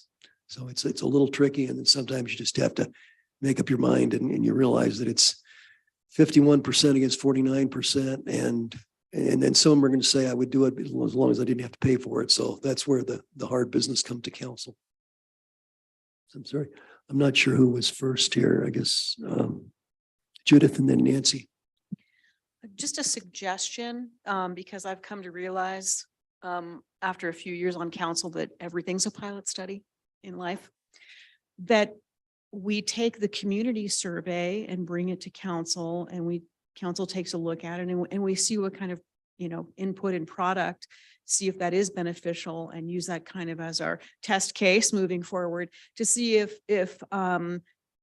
we can impact questions that give us more data to form policy. So, maybe we just take it, one survey at a time, and we make a decision after that. I personally want to see the questions. Sometimes it's not the question. Sometimes it's some of these questions to me. I did take the survey. Were a little bit confusing even to me. And one of them was the question about would you pay more for a smaller bus? I wasn't quite sure about how to answer that. And I hate to fall in the somewhat agree or somewhat disagree. To me, that's kind of disingenuous of taking a survey. So I put yes, and I would pay more, but maybe that would even skews it too. So I would like us to take a stab at it and see what happens.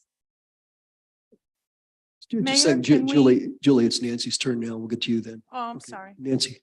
Yeah, I don't have a need for every survey to come to council. I think that if memory serves me, there was consensus to bring the community survey back to council after having seen a couple of them.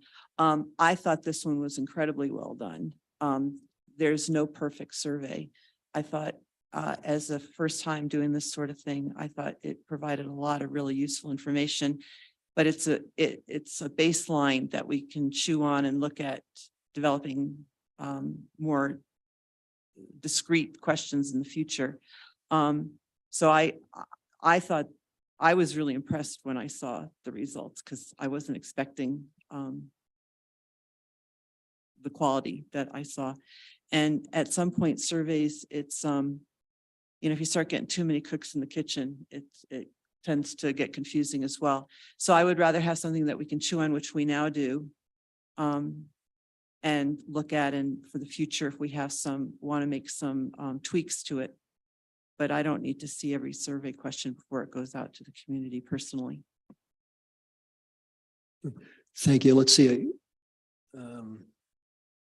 Let's do Natalie. Let's give them a chance, yeah, because let's Natalie, then John, then Julie. I thought this also worked as a good baseline for us to start from, because I feel like right now it's really inconvenient to use public transportation and micromobility. And so knowing people are that interested when it's inconvenient, I'm really excited to see the numbers once it's convenient. And so it's hard to discern information when something is difficult to do, and yet we try to do it anyway. So I'm looking forward to more data, like I said, but I mean, as most people said, they didn't want to wait 20 minutes for a bus. So that would eliminate a ton of people, right? So just to point that out. So thanks. Right. To take up the surveys themselves without us looking at them first, or do you want us to have a chance to vote? I think that as a jumping off point for this is enough information for me, because I know that, yeah, so I don't need the staff at this moment to write, like this study worked fine for me so for the next one. Yeah, I think if you were hearing Denise said she Julie, wanted to know. Natalie has the floor, and then John's gonna have the floor, and then we'll come to you. Okay, so Natalie, go ahead and. So you're asking me if next year, when we send out the study again, would you like the, That's not what Denise. okay, so Okay. She wants to answer to her question. Okay, let's get to that. So Natalie, just if you can, so how, just be clear on how you want it done in the future surveys. I do believe that the community survey is the big one. And so I think for us to start with that one and reviewing that one is the most important one. And then we can go from there. Okay, great. Thank you. John. I certainly would agree with Natalie. I do have a question. The survey results, when were these finally, solidified? So yeah, if you look on I don't have the title slide there. So the survey was in the field from December 12th through January 20th. Okay. And that partially explains why we were able to get such a good response rate, is because we left it open for over a month. Okay. Right. So, And we knew that we had the holidays in there. The thinking was, let's just give people ample opportunity to do it. okay. So then the depiction of all these results, when was that available to the city? So I believe it was within the week after January 20th. Everything was delivered within a week. So the 27th, if not before that. So the top line data was delivered the next day. Okay. And then it just takes a little bit to put together the presentation and things like that. Okay. So then since these questions were fine tuned by the MAPS board, what was their report and an analysis of this? The MAPS board met in January, but we did not go over this survey. So I guess I just find that an interesting connection here, that essentially the MAPS board was interested in creating these questions. Okay. But they've not even seen them. No, the MAPS board when we got this together in November's meeting is when we brought this up to the MAPS board that we asked if they agreed with the survey, because it was a staff's idea to do the survey. And the MAPS board agreed to, after some discussion, to go ahead and they would support doing the mobility survey. Then when part of that plan was that we would reach out to the MAPS board by email and they could submit questions. So when we got this complete, the questions from staff, that was all sent to the MAPS board to look at, add questions themselves. And then we put their questions with our questions and made the survey. Interesting. So how much did this thing cost? This was 10,000. Okay. So I guess I just wanted to kind of point out that if we're kind of being handed this survey and we're trying to kind of digest the value of $10,000. Okay, seems like to me, it just seems a little disorienting to me that the survey was passed by the MAPS board. They've not even had a chance to review it. And suddenly it's here, okay? We don't even know where these questions came from, okay? I'm not certain what we were trying to achieve with this, okay? So that's just the struggle I have over spending $10,000. Why are we doing this? Okay, I took the survey. I kind of thought it was a little odd, just out of the blue. I thought the question that asked about, oh, do you think the city spends its money fiscally smart? I thought, why not ask what your favorite color is? I mean, what does that have to do with transportation and those kinds of things? So I was a little distressed with sort of taking the survey in terms of what was going on. I was not happy with it. Thank you. Okay, thank you, Julie. Sorry for interrupting you guys. I was thinking of it more like a discussion than a taking turns thing. As I said earlier, I really like the opportunity for us to look at a survey. It could be in our packet. And we could take 10 minutes and talk about it and see if we can get some information that really makes that $10,000 worthwhile. So we just spent $10,000 to find out that people want bikes at Hiawatha. I just like the fact that we have an opportunity. We spend so much time listening to the details about how they fixed a certain pipe over at the water treatment plant and all these other details that we have to listen to during these work sessions about all these random things. And to me, if there's a survey, we're going to spend $10,000 or $20,000 on it.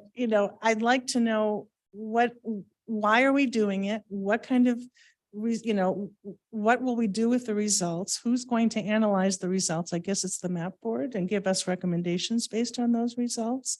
But I'd like an opportunity to have some input. I don't think it's a huge ask, but that's my position.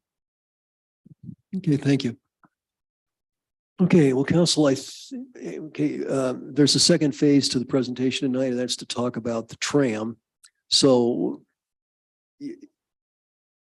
what I was gonna say is that, yeah, let's finish up this first piece of this first phase. Let's get that taken care of, and then we go into the tram. Okay, so I guess the question is, is how involved does council want to be on future surveys? Do we want to become, the Gallup poll people or not? So let's just go around the table. Michelle? I'm confident with our boards and commissions, and I don't need them to come to council first before they go out. Thank you. Okay. Thank you, Judith. I'd like to see survey questions in advance, especially if we're spending taxpayer dollars on these surveys. Okay, thank you, Nancy. I don't need to see all the surveys ahead of time. No, thank you. Okay, thank you, John. I guess I would like to see them because I just found, like what I said earlier, just a little disconcerting. The MAPS board, who apparently participated, hasn't even seen these. So it seems like if we're going to design surveys and try and answer things for policy and direction, okay, I don't even know why these were asked. So I think we need to have some oversight with this. Thank you. Thank you. Natalie? Like I said, I believe the community survey is the important survey that we sort of use to make policy decisions for the most part. So I'm interested in reviewing that one, but as for the smaller ones, it's dependent. Okay, thank you. And Julie? I think we know, yeah, so you're in favor of closer scrutiny. Okay, and in general, I'm reasonably content with letting staff do it. I think maybe the overarching one, the community survey, is something that council would like to have some input in. For what's involved, though, I don't know that it would necessarily take a lot of council time just to say, what's the purpose of this survey? In fact, do we do we really need a survey? What are our expectations? Will the survey actually service? Because, I mean, frankly, these are done informally, and I think there's some value in doing it, but I don't know that I want to read, a disproportionate amount of information into it. When we see that, say, 22% of people, what they wanted to ride in one of those bus routes, I forget what it was. Well, I did the math for the 217 respondents, and that's actually 48 people. So that's a little over one bus load of people. What does that mean? Some days that doesn't mean a lot. It's hard to say. We have to make policy from that. I realize it's difficult.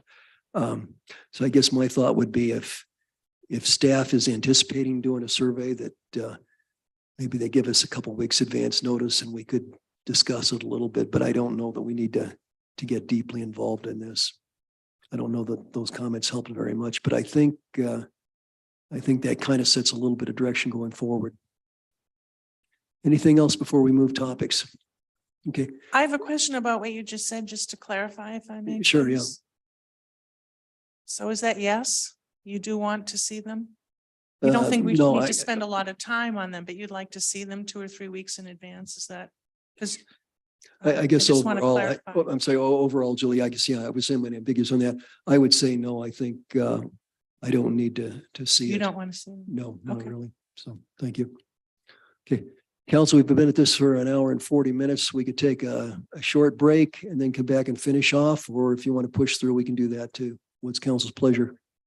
Let's take a break. Let's take a 10-minute break.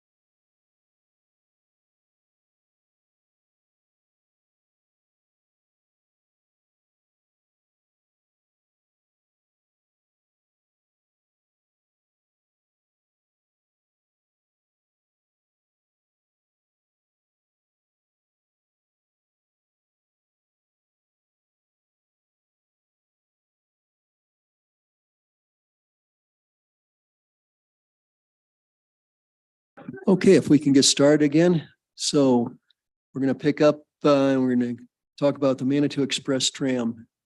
Got Roy and Dole. So gentlemen. Okay, so the second part, we're going to talk about the tram idea that was brought up to council before, to look at maybe ways to get people from the outskirts of town into downtown without having to park a car. So that's where the tram idea came in. Initially, we were looking at a trolley. As you know, a trolley is $500,000. And so the tram is a better way to pilot something. It's the EV, can have it 28 people can be on this tram. It could help, for example, at the 7-Eleven, bring people in, things like that. So that's where we're going to present the idea now to see if it's something that council has interest in us pursuing further, to try to implement something which would be possibly towards the end of the summer, but will allow us an opportunity maybe to try some of that transportation methods with a tram outside the core, because that's our biggest challenge right now. So go ahead and go to the next slide, and Dole's going to be covering a lot of these slides. So we'll go ahead, and Dole, if you want to start with this first one. Sure. I also want to say that survey included a lot of data in there. And something that I think that Roy and I spent a lot of time talking about together is that survey was executed under the existing paradigm of how multimodal is and how Mountain Metro operates. And I think one of the things that it's like always in the back of our mind is how can we kind of change that paradigm, and how can we change how people are moving around and getting around Manitou and interacting with its resources. And so we were talking this evening, you know, it absolutely has to work as a system. Everything has to work together. You know, the city, I think, has been trying to use some of these key elements like, you know, satellite parking or multimodal trails or, you know, not scooters, but bike ride, things like that. And they all are having, you know, fractions of an impact in their own. But as we begin to kind of stitch this together and make, you know, something that we talk about quite a bit is like, as we stitch this together and make this a quality, reliable experience, I think, you know, as they said in Field of Dreams, like if you build it, they will come. And so I think that the survey is helpful, but we got to remember that it was done under the existing paradigm of how people interact with.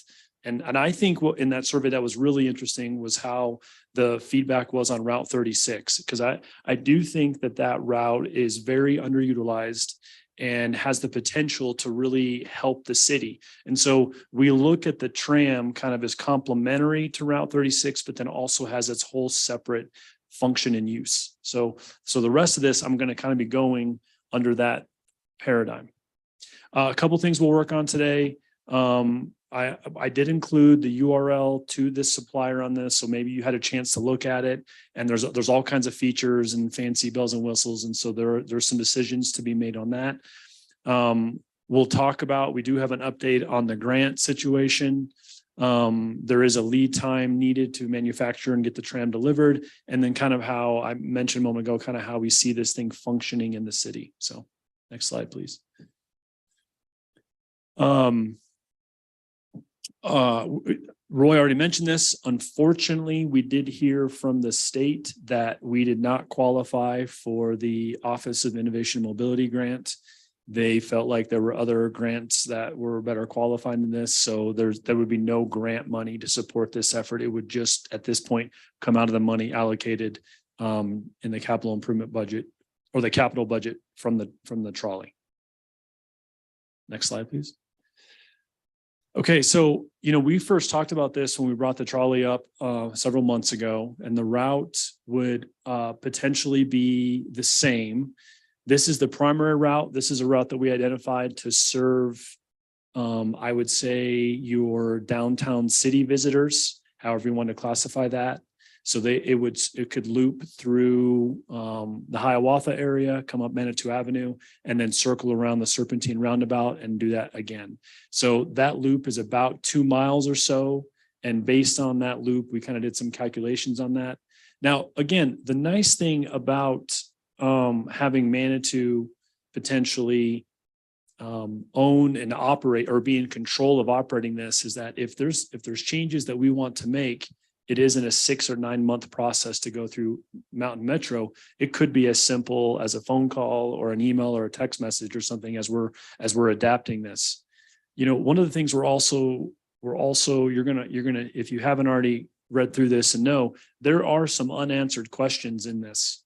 And part of that is that, you know, if we decide to go down this route, no pun intended, we would have 4 or 5 months to work through some of those questions and find answers and test some things and figure some things out in the meantime. So keep that in mind as well. Next slide, please. So this is the route also that we've talked about. So we at this point, we just call it the various routes. It could be named many different things, but this one would provide the tram on roads that are not serviced by any type of Mountain Metro opportunity at this point. So these are potentially roads that, you know, we would need to work out the frequency, if it wasn't on call, if it was routine, that residents could hop on at a certain time. You know, again, we don't know if it would be, you know, they go up this road at this time. Real quick, before I get ahead of myself, I do want to highlight that Ruxton at this point is nowhere on either of these routes. The steep grade of Ruxton, the function of Ruxton, the tram is not a good use for that. So at this point, our plan is primarily I don't want to call them the flat streets, but Manitou Avenue, and then these various roads through here. And again, we need to resolve and work through what type of function and route frequency would be appropriate for those streets. But having something small and mobile allows some of these sharper turns. It allows them to be utilized and to, you know, potentially go through almost like bus stop, like school bus stops type thing, where you could have congregated areas in the communities. Next slide, please. So here's the data again, and this is based on what the provider says about how many miles they think the tram can go. You know, this is high altitude, so I'm just kidding. Altitude doesn't affect buses. That's a internal combustion engine joke.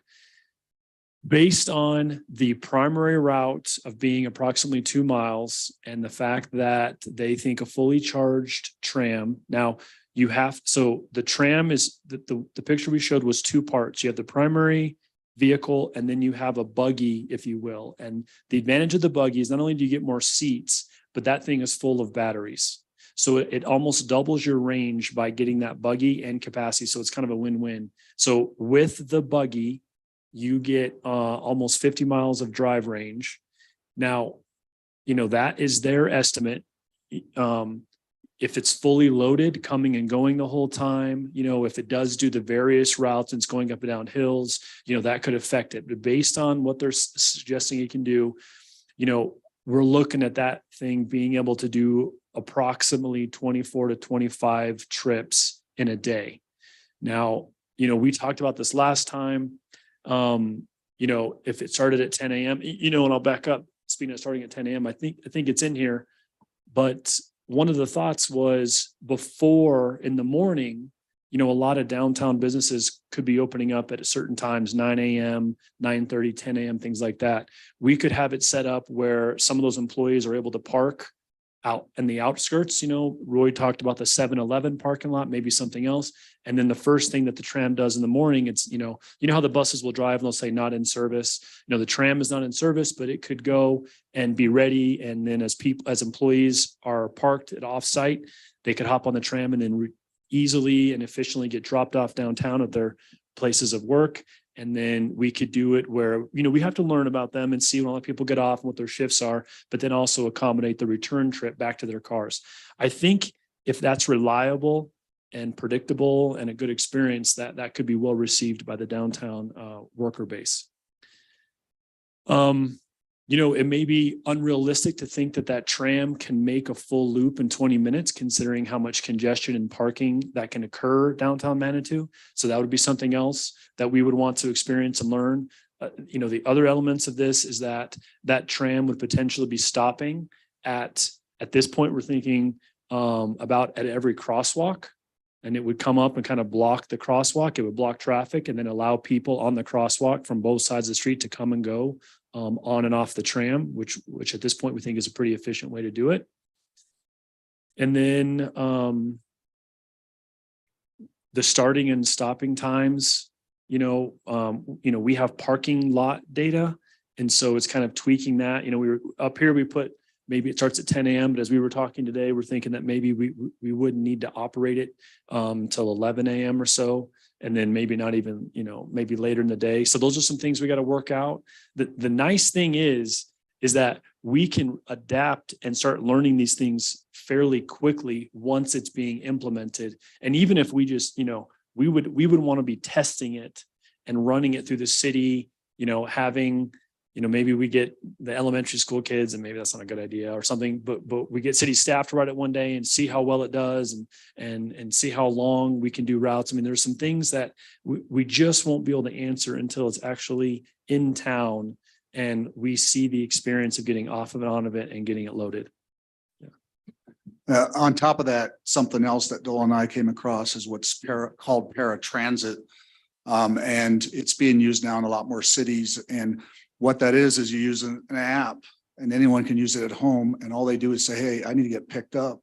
And in about 8 minutes, they get picked up by the tram in a certain location near their home. And they know where to go and get picked up. So that's becoming really popular because then it can go pick up folks and bring them where they need to go and then pick them up again. Now there's technically a little charge for something like that, like a $1.50 or $1.25. But it depends on the city on how they want to manage that. But that's becoming increasingly popular and may be good during some downtimes of the shuttle that won't work for a fixed route system. So that's something else we're looking at it right now. Did you have a question, Julie? Yeah, go ahead. Is this for a year round is what you're thinking? Because I just see there's no windows or anything. Is everyone going to get rained on and snowed on or is this just during high season or?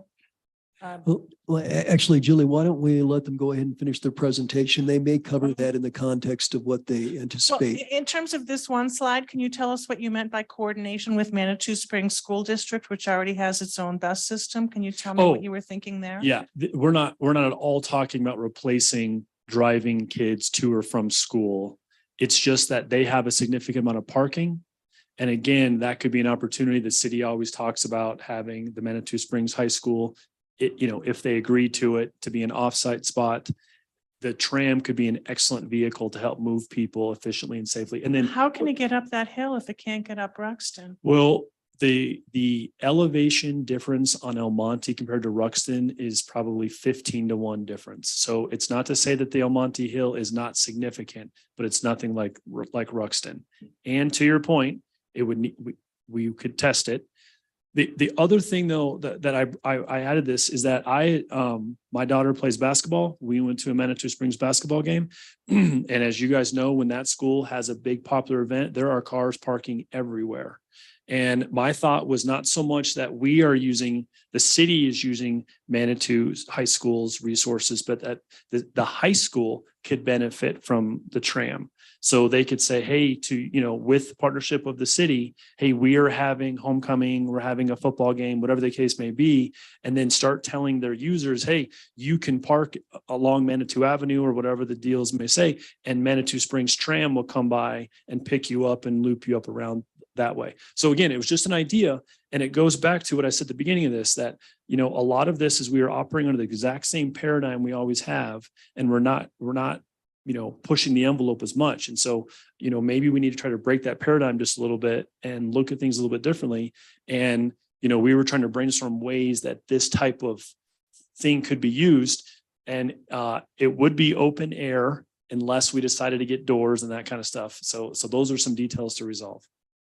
I'm saying go ahead with your presentation. Sure. It does handle with the buggy. It does handle the 28 passengers, which is quite a few people that it can move.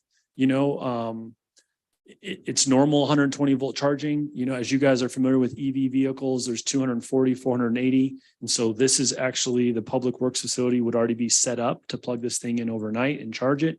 Also, such buildings like the Chase Bank or Hiawatha would already be able to, we talk about, does it need to run for a couple of hours and then sit and charge for an hour just to kind of give it a boost and run some more. So it would not require a lot of expensive or difficult hardware infrastructure to implement it. I mentioned midday charging. So next slide, please.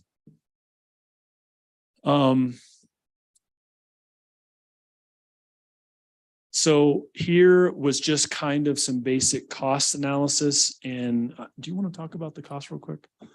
Yeah, so, well, interesting enough, this cost analysis seems to be right on track with the Garden of the Gods, because they also have tried a pilot shuttle program, and they continue to use it today.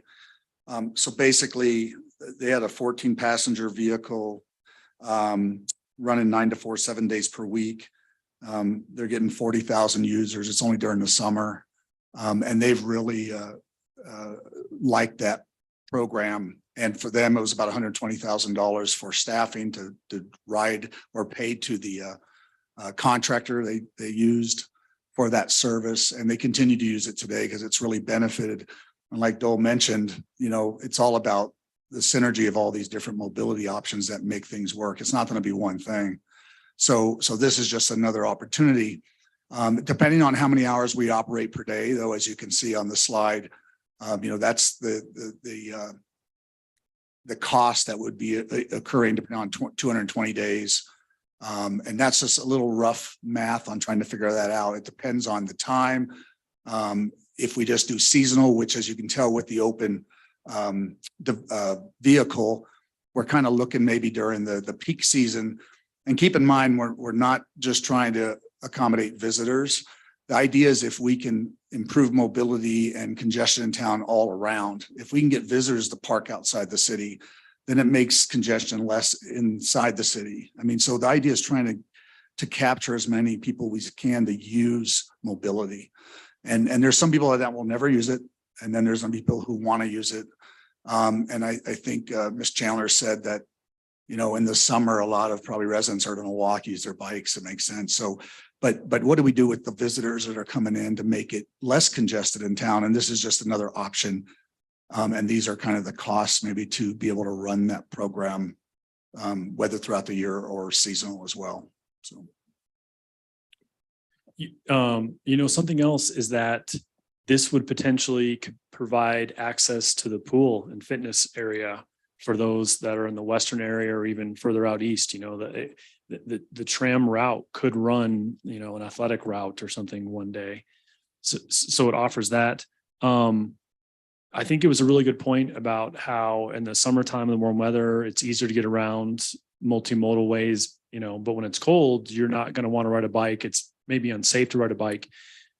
So I think that the paradigm of the tram of mobility could shift throughout the seasons and could operate in limited areas or at certain times. It's only going to run, when it's cold out, or the off season only runs for 2 hours in the morning and 2 hours in the afternoon. So if you want to use it in those 2 hours. A driver of this you can go to the next slide. That's fine. Thank you. Just to mention the paratransit again, though, just thinking about it now, that could be a great off-season opportunity for paratransit. So maybe we don't have the steady customers, but through a call, the tram could go out and pick up in a certain location. So that's another opportunity there that we could use in the off-season during the colder months and have year-round access for a tram. Because it has more than 15 people, you have to have a CDL to drive this, which I think the city would want anyways. And then you have to have a bus attachment to it, so the actual driver of this, it's not just Roy in a party hat driving around welcoming people. It would be someone who's trained and licensed to drive this and who's responsible for this. So there would be some challenges and some logistics of that. There could be opportunities to partner with other companies or agencies to have them drive and operate the thing. So there, I don't want to say there aren't some details, but we have thrown a lot of ideas out to you, but I think in the next 4 or 5 months, that's something that we could begin to compile and consolidate and start. And then as kind of Roy and I talk about, you start and then you tweak and modify as you go. The whole survey thing was really interesting because when we read the survey questions, they sound great.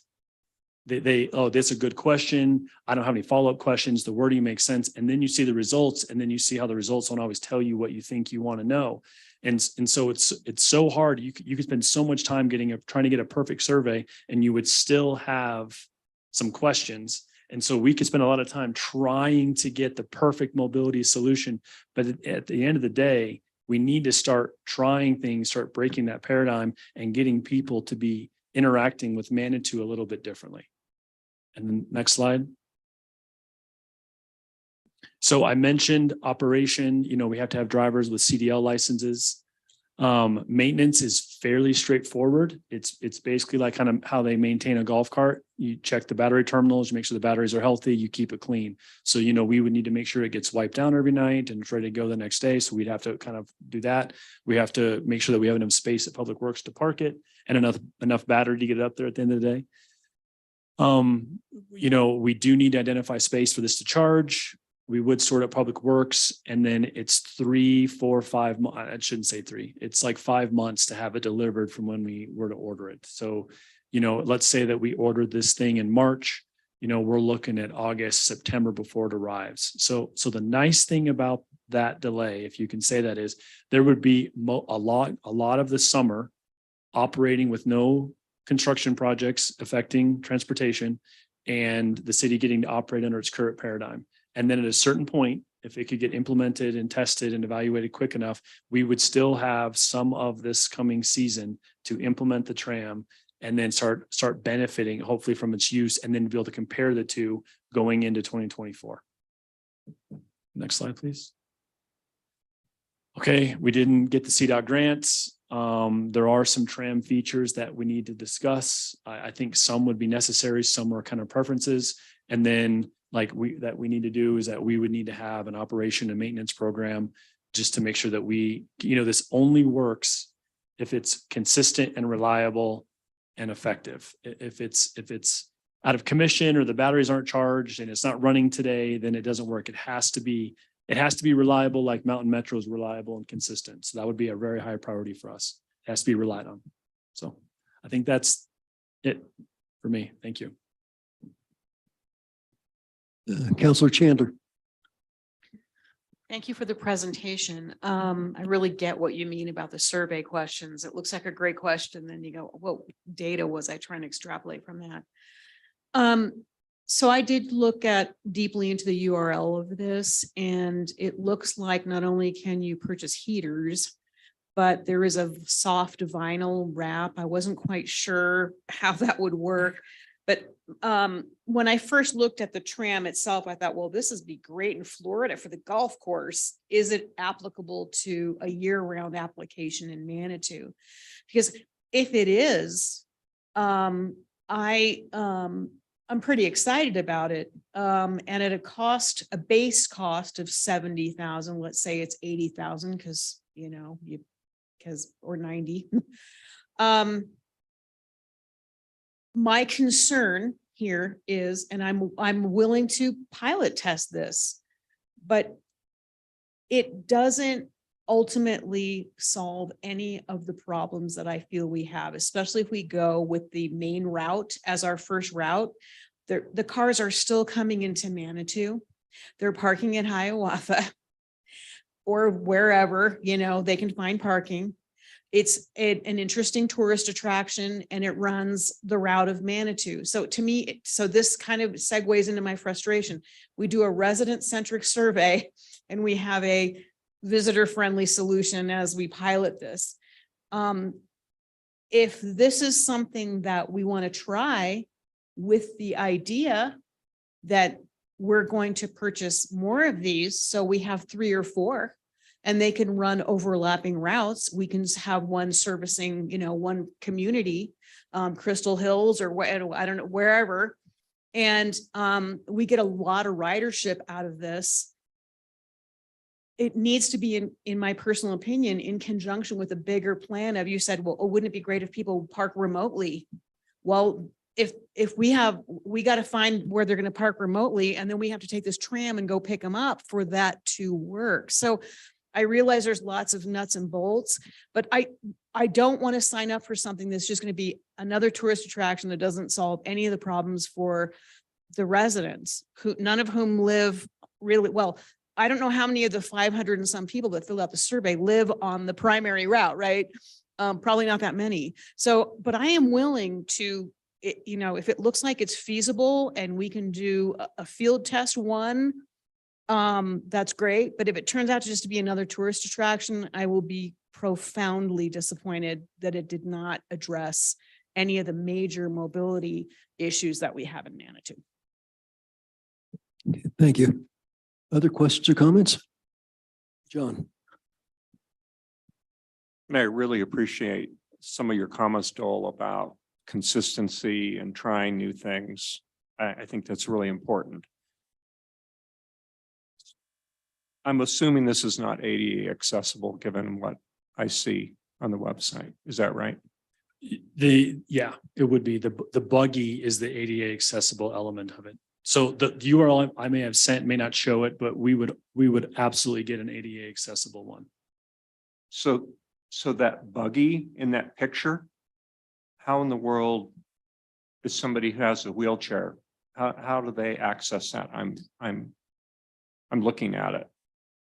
I don't get it. I would just have to poke around the website to verify. I'm only going by what the website says, Okay. that there is an ADA Okay. accessible. So to me, I was kind of hoping that we would just bite the bullet and purchase kind of the enclosed kind of trolley like Estes Park had, and have something that really works year round. Okay. To me, this just hits me as just really touristy. The routes don't seem like to me they make any sense in terms of what's going on. I don't see people getting on them. I'm not terribly clear and thinking and compelled that anybody who works in the downtown area is going to park at 7-Eleven. Okay. And all the different hours that those people work, different schedules and whatnot. I'm just real leery that we're going to be able to provide some kind of transit to get a few employees downtown parking across from the chamber. I don't see how this, as an example with the survey, I don't know how the survey informs any of this at all. So I guess my comment is I was kind of hoping we would fight for something a lot bigger bullet that essentially is really a much more substantial vehicle than something that is, and I guess my observation is in Garden of the Gods, they don't run these things, okay, except seasonally. And so this unenclosed thing, to me, you're going to have to definitely have a parent with kids on this kind of thing and close supervision in terms of the way it's not enclosed.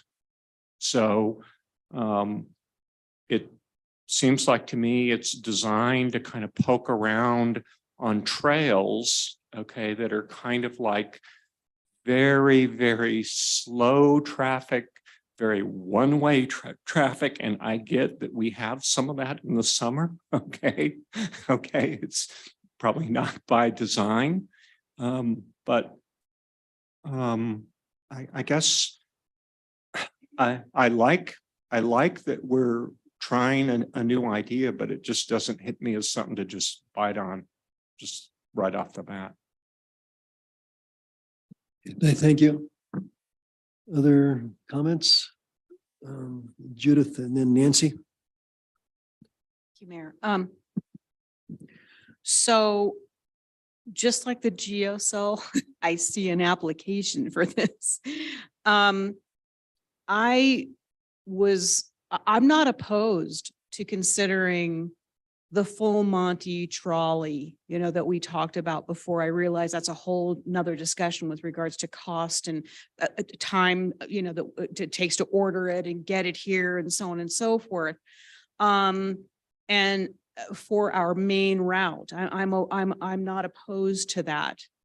Where I see this potential application, and I certainly would need more information on, can it be run year round, and, is it going to work for the neighborhoods and for special events and for maybe the employees, or, at some point, Manitou Springs is going to have to consider a remote parking lot. We're going to have to decide, if we really want a traffic calm, if we really want the solution, that's got to be part of this conversation. But I don't want to say no completely. But if I had to choose today which one I would pick for the primary route, I would rather go with the more expensive electric trolley that looks like a trolley, and with the something like this servicing, the other areas over time. So that's 2 cents segueing on to Councilor Sheda's comments. Okay, thank you. Nancy? Thanks. I am very excited about piloting this. And again, I completely understand the concern about the primary route, because I think the other applications are much more exciting at this point and more appropriate for something like this. And I would like to start a small, and again, pilot, beta test, alpha test, whatever you want to call it, to start gathering that data and that experience level, so that in a very highly flexible way at a fairly low cost. So I think that this, I just find it very exciting. And what really struck me tonight was Dole, you saying, think out, breaking the paradigm or a way of thinking outside the box, because I'm not good at that. And I think that by having this to gain some of that experience, we can think, it'll spark people's imagination, and we can build on it at a relatively low cost. So thanks for bringing this, because I actually was more concerned about investing initially in the big trolley, because that's very expensive. And if it didn't work, we'd have a lot more invested in it. So thanks. Great. Thank you. Julie? I'm sorry if I missed it, but how much does this cost? So the one we have pictured with kind of its basic needs was 55,000 delivered. Judith is right. We probably would like to add a few more bells and whistles onto it, and those costs creep up. So it could be 65, 70. I see. Yeah. Personally, I'd like to see something that, this looks dangerous to me. It's easy for a person or a kid to jump off and get hurt. I don't understand how you'd get somebody in a wheelchair on that back buggy part. I mean, do you have to have a strong person pick you up and put you? I don't see any lift or anything. But I'd like to see something that was perhaps more like the expensive version that was presented to us initially. I'd like to at least see that we have walls around the seating area that go up, at least to shoulder height or something. I'm not sure this is terribly practical out of season. I don't know if it's an extra, $500,000 or an extra 300,000 to put doors and windows, like you were saying, because we don't have pictures of those and I didn't go to your link. But to me, this doesn't look very practical. It looks unsafe, and I'd like to see more options presented. I don't know anything about the Estes Park vehicles that John Sheda mentioned. But perhaps we could look at those, since it's already tried and true. And if they're using those year round in Estes Park, then certainly we could too. I'd love to see something that we could use year round. I also share concerns about identifying the route. or the route, however you say that. But we can always, discuss that later. I think the most important thing right now is determining whether we want to spend money on this and how much would it be if you got the doors and windows and the heater and everything to make this safer and more year-round accommodating? What would we be looking at instead of 55,000? Does it go to 150 or where does it go? What's the high end? We didn't quote one with the doors and stuff, but they'd be willing to quote it for a seat for sure. So we Okay. could find out. So I guess I could reconsider if I saw the doors and the windows, but then you'd want them to come off. And I think the other thing we saw was so nice that you could just, I think you said that windows optional or something that could come up and down, but still be down in the summer, which would be so nice. Those are my thoughts. Thanks. I appreciate the presentation. I also don't have any information from you. Is there any information that you got, Dole, from the survey to help you decide that this is it? This is the one? I mean, which part of that $10,000 survey helped you decide that we should get this? Or was it not related? Well, if it's okay if I answer. Yeah, go ahead, Dole, please respond. So, we have been talking about this for quite a while. The trolley is a big commitment and it's based on ideas and concepts. It is its own attraction. For it to be year round for electric vehicles, heaters are actually the big draw, not air conditioners as much for them. So running these in the wintertime, they lose the capacity. There's a lot of unknowns. The nice thing about the tram is that it is 1/10 the cost, much easier to operate, much easier to charge. With the trolley, you have to have type 3 direct current chargers, which I'm just finding out are about $85,000 a piece just for the element. Then you have to get installed transformer pad, all the stuff. It's a big investment. This allows us to test it. I think that our community is small and dense enough that the tram could service a lot of them in different ways. So we have been talking about this, and I think it kind of helped. I think the survey was prompted by not only this, but other things. So when I look through the survey results, which I had a chance to do, like I said a moment ago, I think the big thing that stuck out to me was how Route 33 is well known, right? It's very underutilized by the respondents of the survey, right? Because I think the one thing said 87%, they notice they don't write it. So everyone knows that Route 33 supports the incline. And up Ruxton. However, Route 36, it has low ridership and it has low understanding. And so I just think that there's confusion about anything regarding Mountain Metro or mobility except for Route 33. And so I think the survey kind of confirmed that the community is ready for other ways to interact with the city.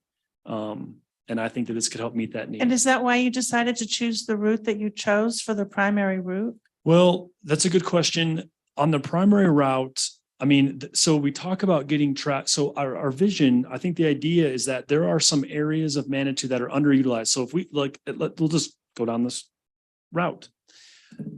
If a car parks at Hiawatha and they want to get to downtown, it's a decent amount of walk. It's a decent walk. I think it's 2,000 feet, 2,500 feet, half a mile to get to the first element of downtown. Now, for some people, that's no big deal. For some people in certain places in life or from Texas, that's a pretty decent walk. They may not want to walk from Hiawatha. So they are going to go and circulate and try to park downtown and try to find parking on street or at the Schmish or at the Wichita lot or something, or Cannon lot, but they are going to get a spot as close as possible. What would it look like if they could park on Manitou Avenue further east by the chamber and have a tram come and pick them up within, 200 feet of where they parked? Would they be So more once likely? again, this is geared toward our visitors and our tourists and not our residents. In that situation, yes, but what would happen if that car now was not circulating downtown and not looking for parking downtown, right? Because John made the comment that at certain times, and this is true, that the travel speed, the operating speed on Manitou Avenue is less than 5 miles an hour for lots of the weekends, lots of Saturdays, lots of Sundays, because there's so much congestion. It's actually driving very slow. All right. That from a traffic perspective, that's failed, right? Level of service F is what that's called, because you're not operating anywhere near the peak posted speed. It's not supposed to in that area, but still. But what would happen if we could get cars that reliably could pull off and get out, park on other areas, and then have a great experience hopping on Manitou's tram and not circulating downtown? You know, what if we were communicating that, hey, come park here, parking is a lot cheaper, you will find a spot and we will pick you up. And, you know, if you park at Hiawatha and you want to go eat at the Loop, you have to walk through all of downtown Manitou. What would happen if you said, hey, park here, we'll drop you off at where you want to be dropped off, and you can go and get dropped off in front of the Loop. You could have your burrito, Colorado, 2 margaritas, and you can get dropped back down off at your car, and you could have had a great time in Manitou, and you didn't have to walk all the way. So that's the difference in the paradigm we're talking about, is that right now we all go into Manitou because we want to go and look and find the closest spot because there's so much walking already. Well, what if we could reduce some of that walking and drop you off at your first destination? Yeah, I get that. How long would it take for you to give us the details of the cost to make this winterized? The salesman for them emails me once a week, so I just need a couple days. If you would like us to try to pick a more weather resistant version, we could go with that and put the order in, or not put a request in. He could give us a quote back, but that would happen fairly quick. He's motivated to sell for sure. And I assume you can give us pictures of what that would look like. Yeah, I think that would be reasonable. Okay, thank you. Okay, great. Thank you. Denise and then John. 2 things is I just sent all of you a picture from this that you can look at. It's Colorado State University, and it's got one that they use year round. So we have 2 universities in Colorado that have used these. Both the University of Colorado Denver and CSU has them right now.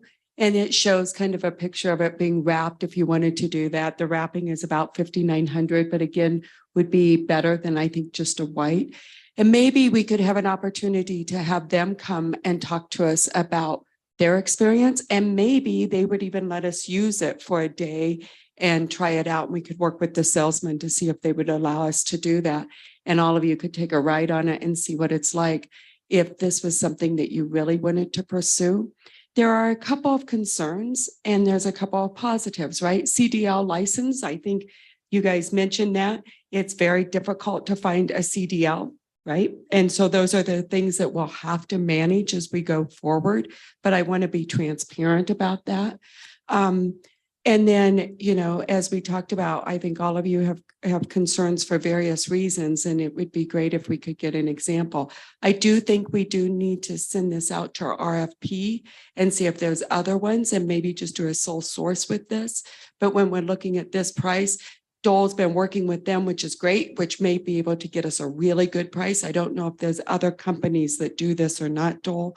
You would be able to answer that. If there's other organizations that sell these, and then there may be a competition that goes with it. But I just wanted to show you an example of one that is enclosed and that gives you a different picture. And then there's a wheelchair. You can look at those too. Okay. I assume that this one from Colorado State University is ADA because they have to be ADA accessible. So it was a different picture of what it might look like. Yeah, and Denise, just can I quick- ask a really quick question about the photo you just sent us? just a minute, a quick comment. Nancy did find a soft wrap on one of those that runs $2,500. Just a minute. So we've got $2,500, a soft wrap on For vinyl Assume wrap, vinyl. all the amenities are on the webpage that was on the cover sheet. It was hot linked to the cover sheet. So all the amenities are on there, the heater, the soft vinyl wrap, everything. Speakers.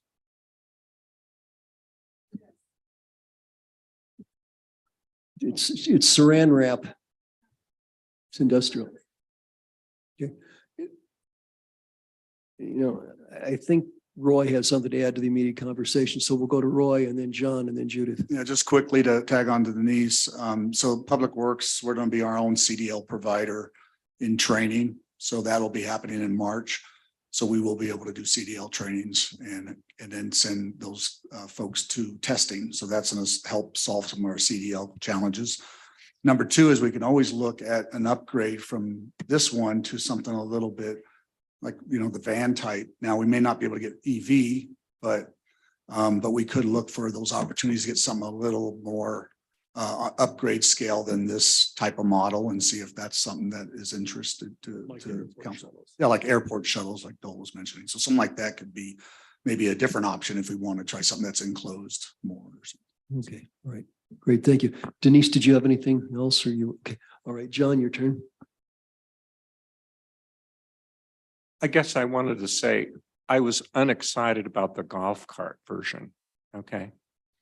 But I do like, and I did spend quite some time on this company's website, and I understand what Denise is talking about, that we'd have to do an RFP and spec things and, see whether, I mean, we can't just necessarily shop for something like this, okay, and go, oh, that's the vendor. They do have one that is enclosed, okay, does appear to have an AD accessible thing. And I guess what I would hope we would do is that, and it looks funky, and it looks fun, and it looks kind of quirky. It looks like it would match Manitou, okay, really well. All right. And I guess the only thing that I would suggest is that if we did this, instead of just sticking our toe in it with one, that we'd maybe go with two, okay, and really ask that question like what Dole's saying, okay?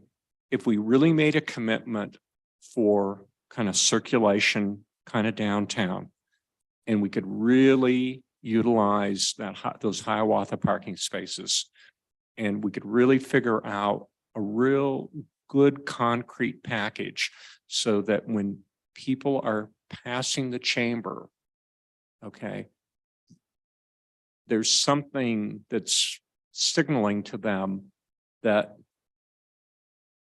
this would be available. Because I hate to say it, I think once you pass Old Man's Trail in a car, okay, you do not come back to Hiawatha. Okay, you're done.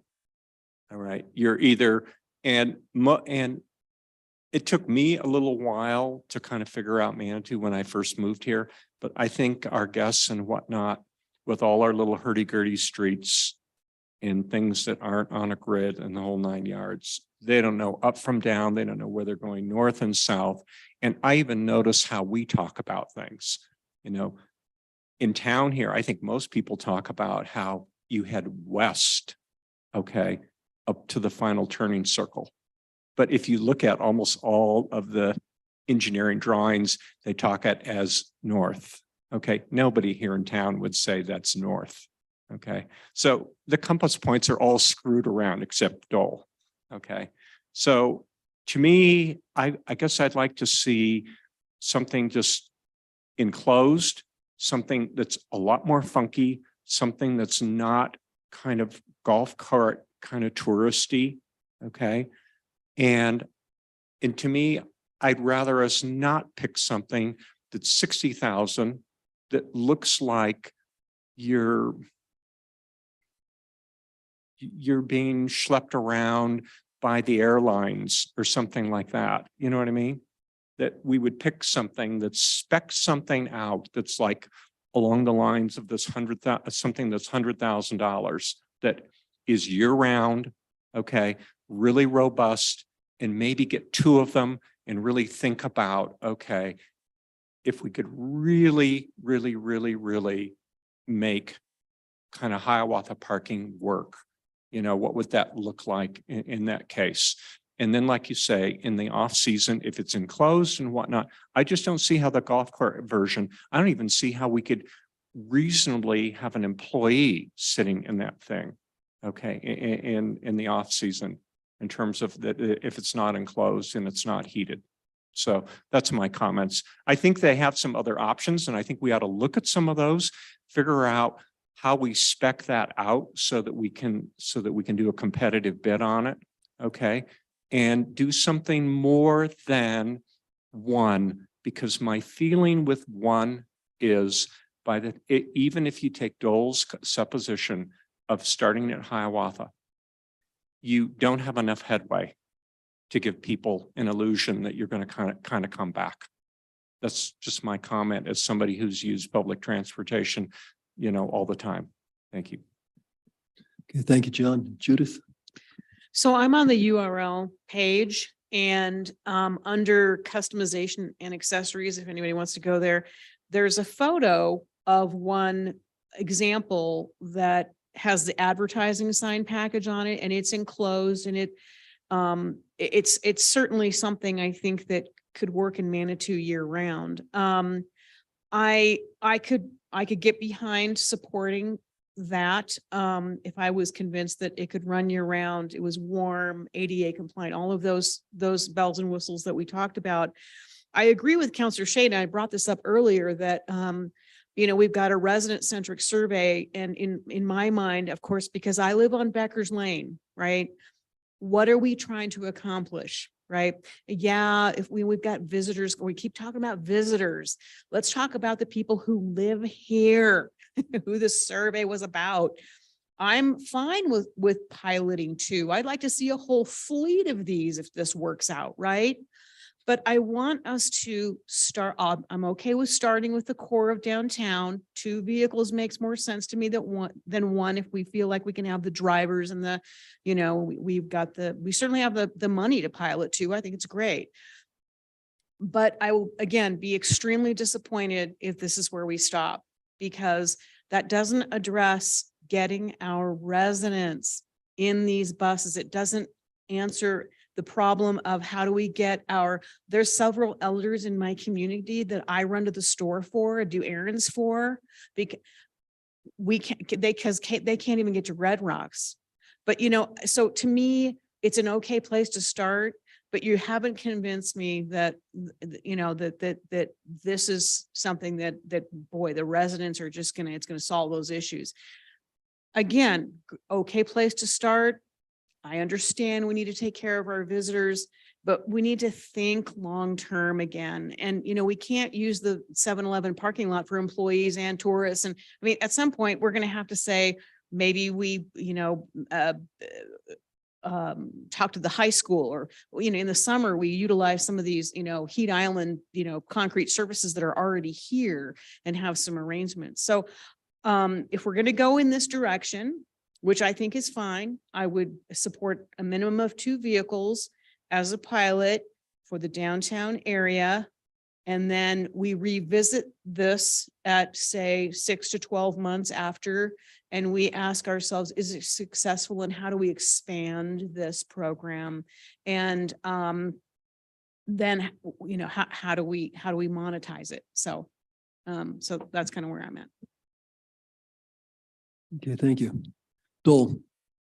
If I may, Judith, so one of the things that's interesting is, so we have tried to be mindful of the residents in this, because we hear loud and clear. A lot of people have a lot of opinions on things. My question for you, though, is how do you see the residents using this? And the reason why I ask is because we are somewhat landlocked because of the city limits. Right now that this could not really leave the city limits because we have the ability to have our own rules. We can do it. We would need to chat with City of Colorado Springs if there was any opportunity for it to go to get a permit or permission to drive in their city limit to Red Rocks. But until that happens, which is just a maybe, how would you see residents using this, right? Because one of the challenges is that the whole thing is kind of set up to circulate, to help with mobility through the city, to help. And I told the story about going to Mexican or whatever. So unless the residents are really wanting to go to another destination in Manitou, it's hard to try to meet their needs. Do you know what I mean? Like on a frequent or routine basis. I think that's one of the things that we're struggling with, is how will a resident use this besides occasionally coming in town for a city meeting or wanting to go to the pool. As far as a day-to-day thing with the tram needing to stay within city limits, their trip would need to stay within the city limits. Can I ask a question why would we need to keep our tram with, why would we need a permit from Colorado Springs to take our tram to Red Rocks? I mean, I don't understand that. From what we Number understand, one. the city of Colorado Springs does not allow these on the roads like this. Okay, so that certainly is information that I want more answers to. Because if, again, we have a survey results that are interesting. I don't know that they're meaningful to me because in the survey you ask, would you ride a tram to Red Rocks? Well, if I had this information, then why are we, again, it's why are we having this conversation? So now it's like we have to do this. So to answer your question, and Roy, you understand this because if you're doing any reading about micromobility, 15-minute cities, any of this stuff, it's really about training people. It's about this is the direction we are going.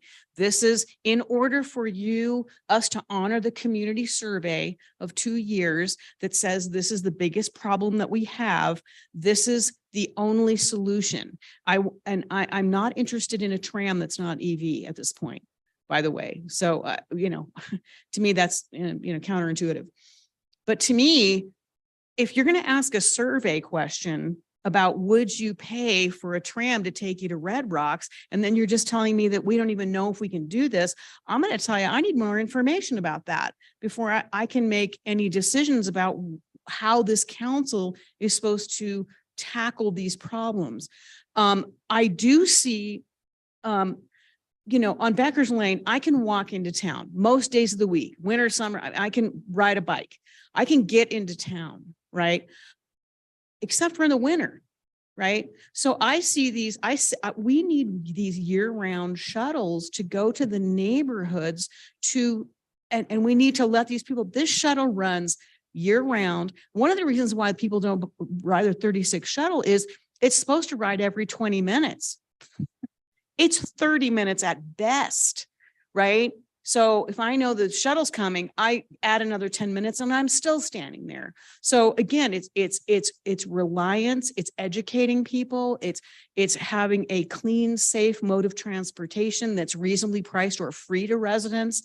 And it's about being there on time and all of those things and coordinating all those things. But if we can't even take out this to Red Rocks, I don't even know. I don't even know how I can, answer this new piece of information that I just got. So can you bring that information to us and let us know what kind of hoops we would have to jump through? So again, the survey was, just to cover the survey, was bigger than just this tram. The tram was possibly a component of the survey because it talks about the shuttle routes and 36. And so really when Dole and I looked at this, the idea again was that we have about a 5% occupancy right now in the eastern parking areas.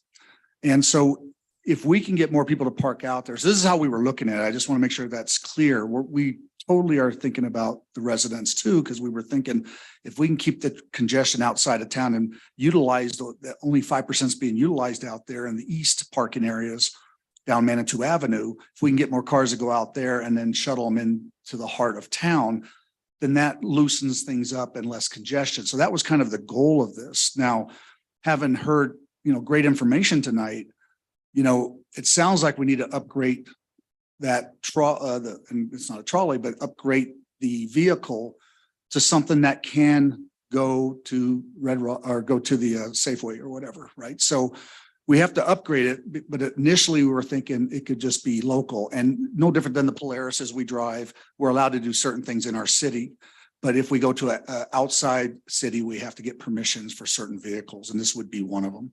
But if we want to move forward on a better vehicle, something the next level, I think we should consider that based on what I'm hearing from folks tonight, and I'm open to that.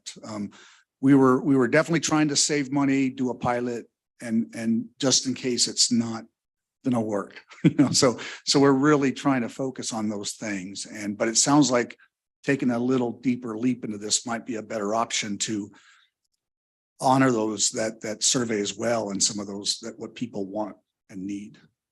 Dole, did you have anything? Yeah. I guess I'd like to mention that Mountain Metro has had some real challenges during COVID. They lost drivers. They've taken routes off, and you talk about wanting to not wait more than 10 minutes. There are routes in Colorado Springs where the buses don't run anymore because they haven't had enough drivers. They've had really been challenged by that. There are routes that have, the service, the times have been doubled, so maybe you wait an hour instead of half an hour. And so when we have people saying here, I'd take the bus if I only had to wait 5 to 10 minutes. Well, that's nice, but that's not the reality that's happening in Colorado Springs. And that's a much larger operation with various kinds of resources. So, I think we need to remember that we've got a finite number of solutions. Would it be nice to everybody have free bus service and go anywhere they want anytime? Sure. Can a city afford that? Is that the city's business to provide that?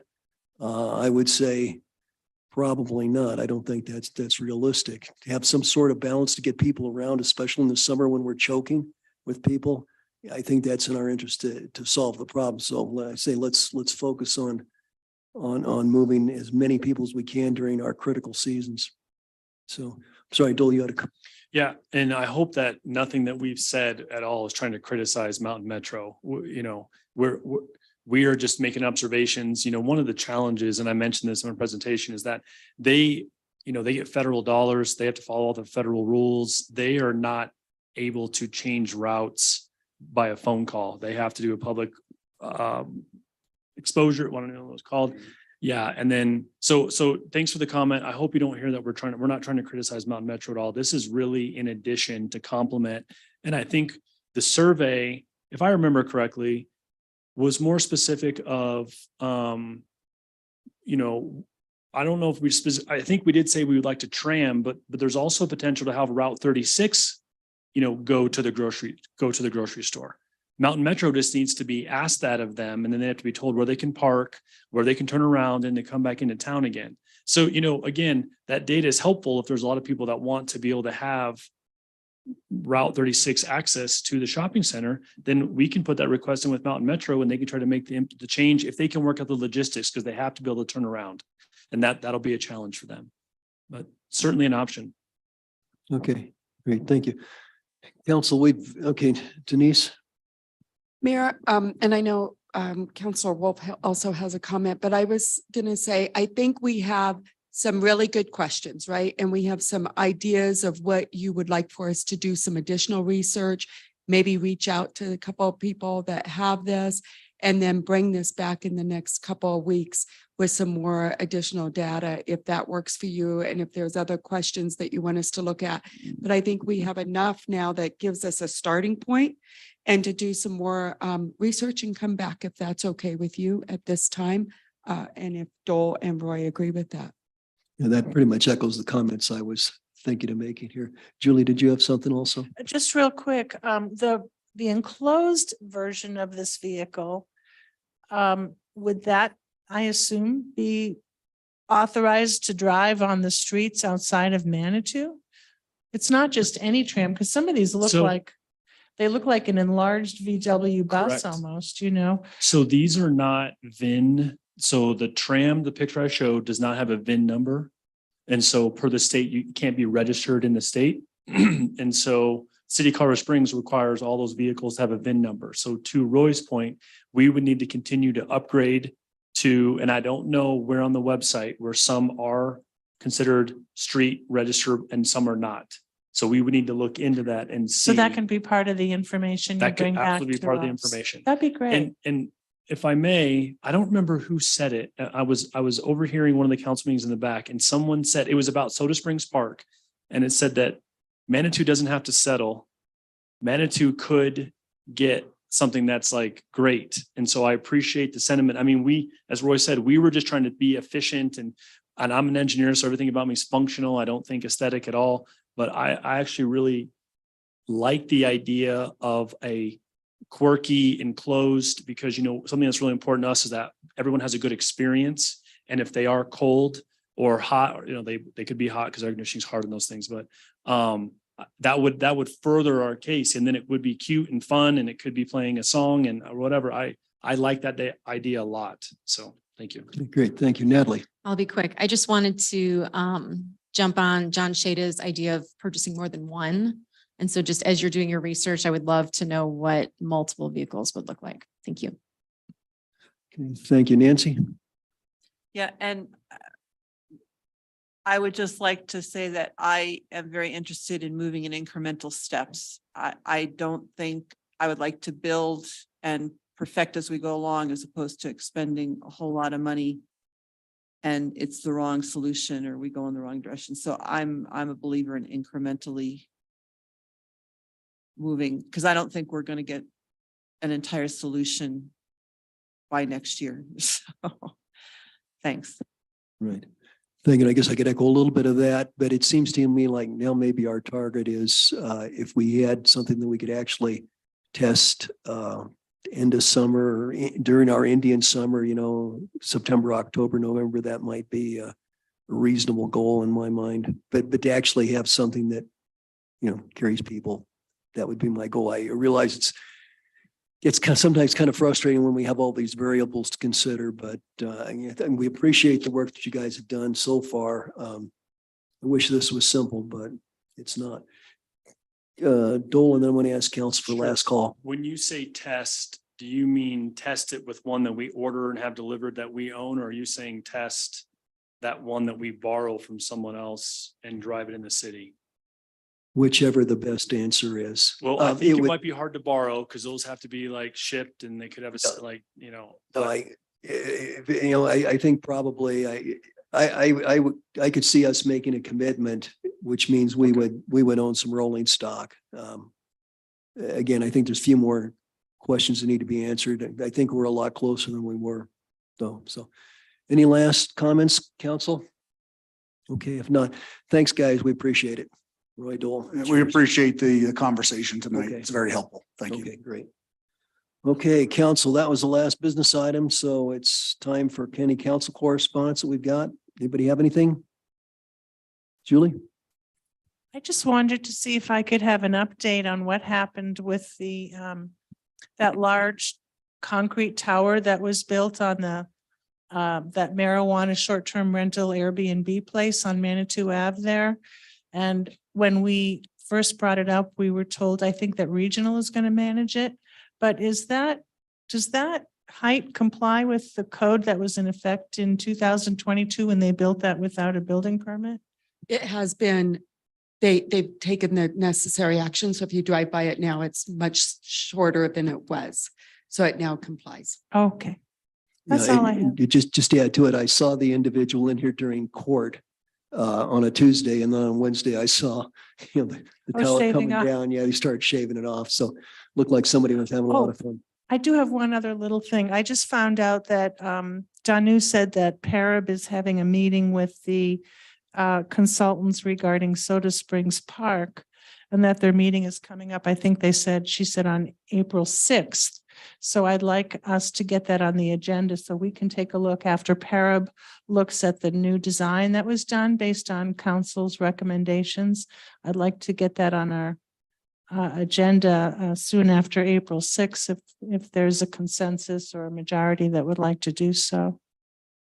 Do other people want to have that on the agenda for, say, late April, later and after the 6th? Yeah, well, it seems to me, would it be appropriate for us to see what they decide on the 6th and then see if it's ready for us to consider?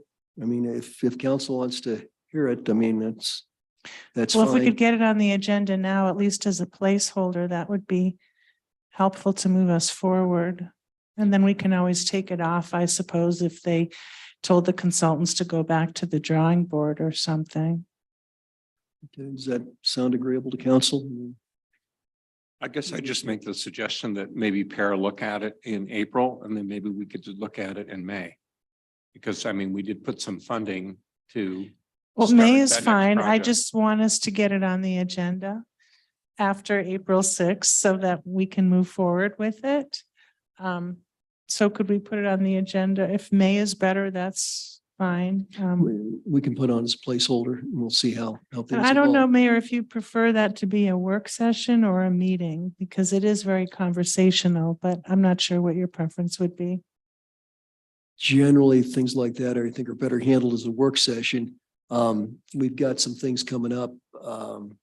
If time permits, we could do it at either, but I guess my druthers would be a work session if our work sessions aren't all preoccupied. So Denise and I will discuss that, okay, and we'll see. We'll see Okay. what's, and I think, but we'd like to touch base too with Parab and see where they're at. If they send the design people back to square one, it may be premature, but if they have something to look at, I mean, that's a different story. Okay, thank you. Any other council correspondence? Okay, all right, I guess not. Roy, you're part of the city administrator's report, please. So as I mentioned, we'll be able to do CDL training at Public Works starting in March, and then just send them out to testing like at Colorado Springs is the hope. So we're working on that side of it. And then number two is, it was mentioned last week about potholes, and they're out there now with the weather being a little better this week, early on this week. It's supposed to snow again at the end of the week, but they're trying to fill some potholes with some cold patch and making those safer right now. So if you ever see any bad ones, let me know, because they pop up overnight, I think. Okay, yeah, Thank you. well, yeah, the overnight is right. Yeah. Good, okay, thank you. And, I think with some of the snowstorms we had, I heard plows outside my house at 4:30 in the morning, so I was gratified to hear that, so pass the word on that we appreciate them Thank you. doing that. Great, will. thank you. Denise, what you got? Just a couple of things. Tomorrow is the new code goes into effect. So we ripped up the old code today. So the new code that you adopted goes into effect tomorrow. Short-term rental moratorium officially ends tomorrow. It's lifted. So we only have a couple openings and we'll be managing that in the morning. We're working on the inclusion zoning. I just want to share that we're working on that. So we'll be bringing that back later on in the year. We are now working on a downtown inventory and sign standards. So we just started doing that. The new planning person has expertise in this area. So she will be starting to do the whole inventory, where it is. So we'll have a design standard of where everything goes, and it will look and clean it up and make it look cleaner. So we're working on that right now, and we'll be working on where we put new signs, what they look like, all of that, which I talked to you about during our work session. So we're working on it as we do that. We've had 16 transports with the EMS program since it started. So that is wanted to share that. And then all of you received the news or the press release, and you've probably seen the interviews on TV regarding our partnership with UC Health, which starts tomorrow also. So some exciting things are starting to happen here in the city and wanted to share those. Okay, great. And certainly those are some things that impact residents, just like visitors, anybody who needs medical transport services or who can benefit from a behavioral health officer. I think we're making progress for humanity in general, which seems like a good thing. If there's nothing else, let's stand adjourned.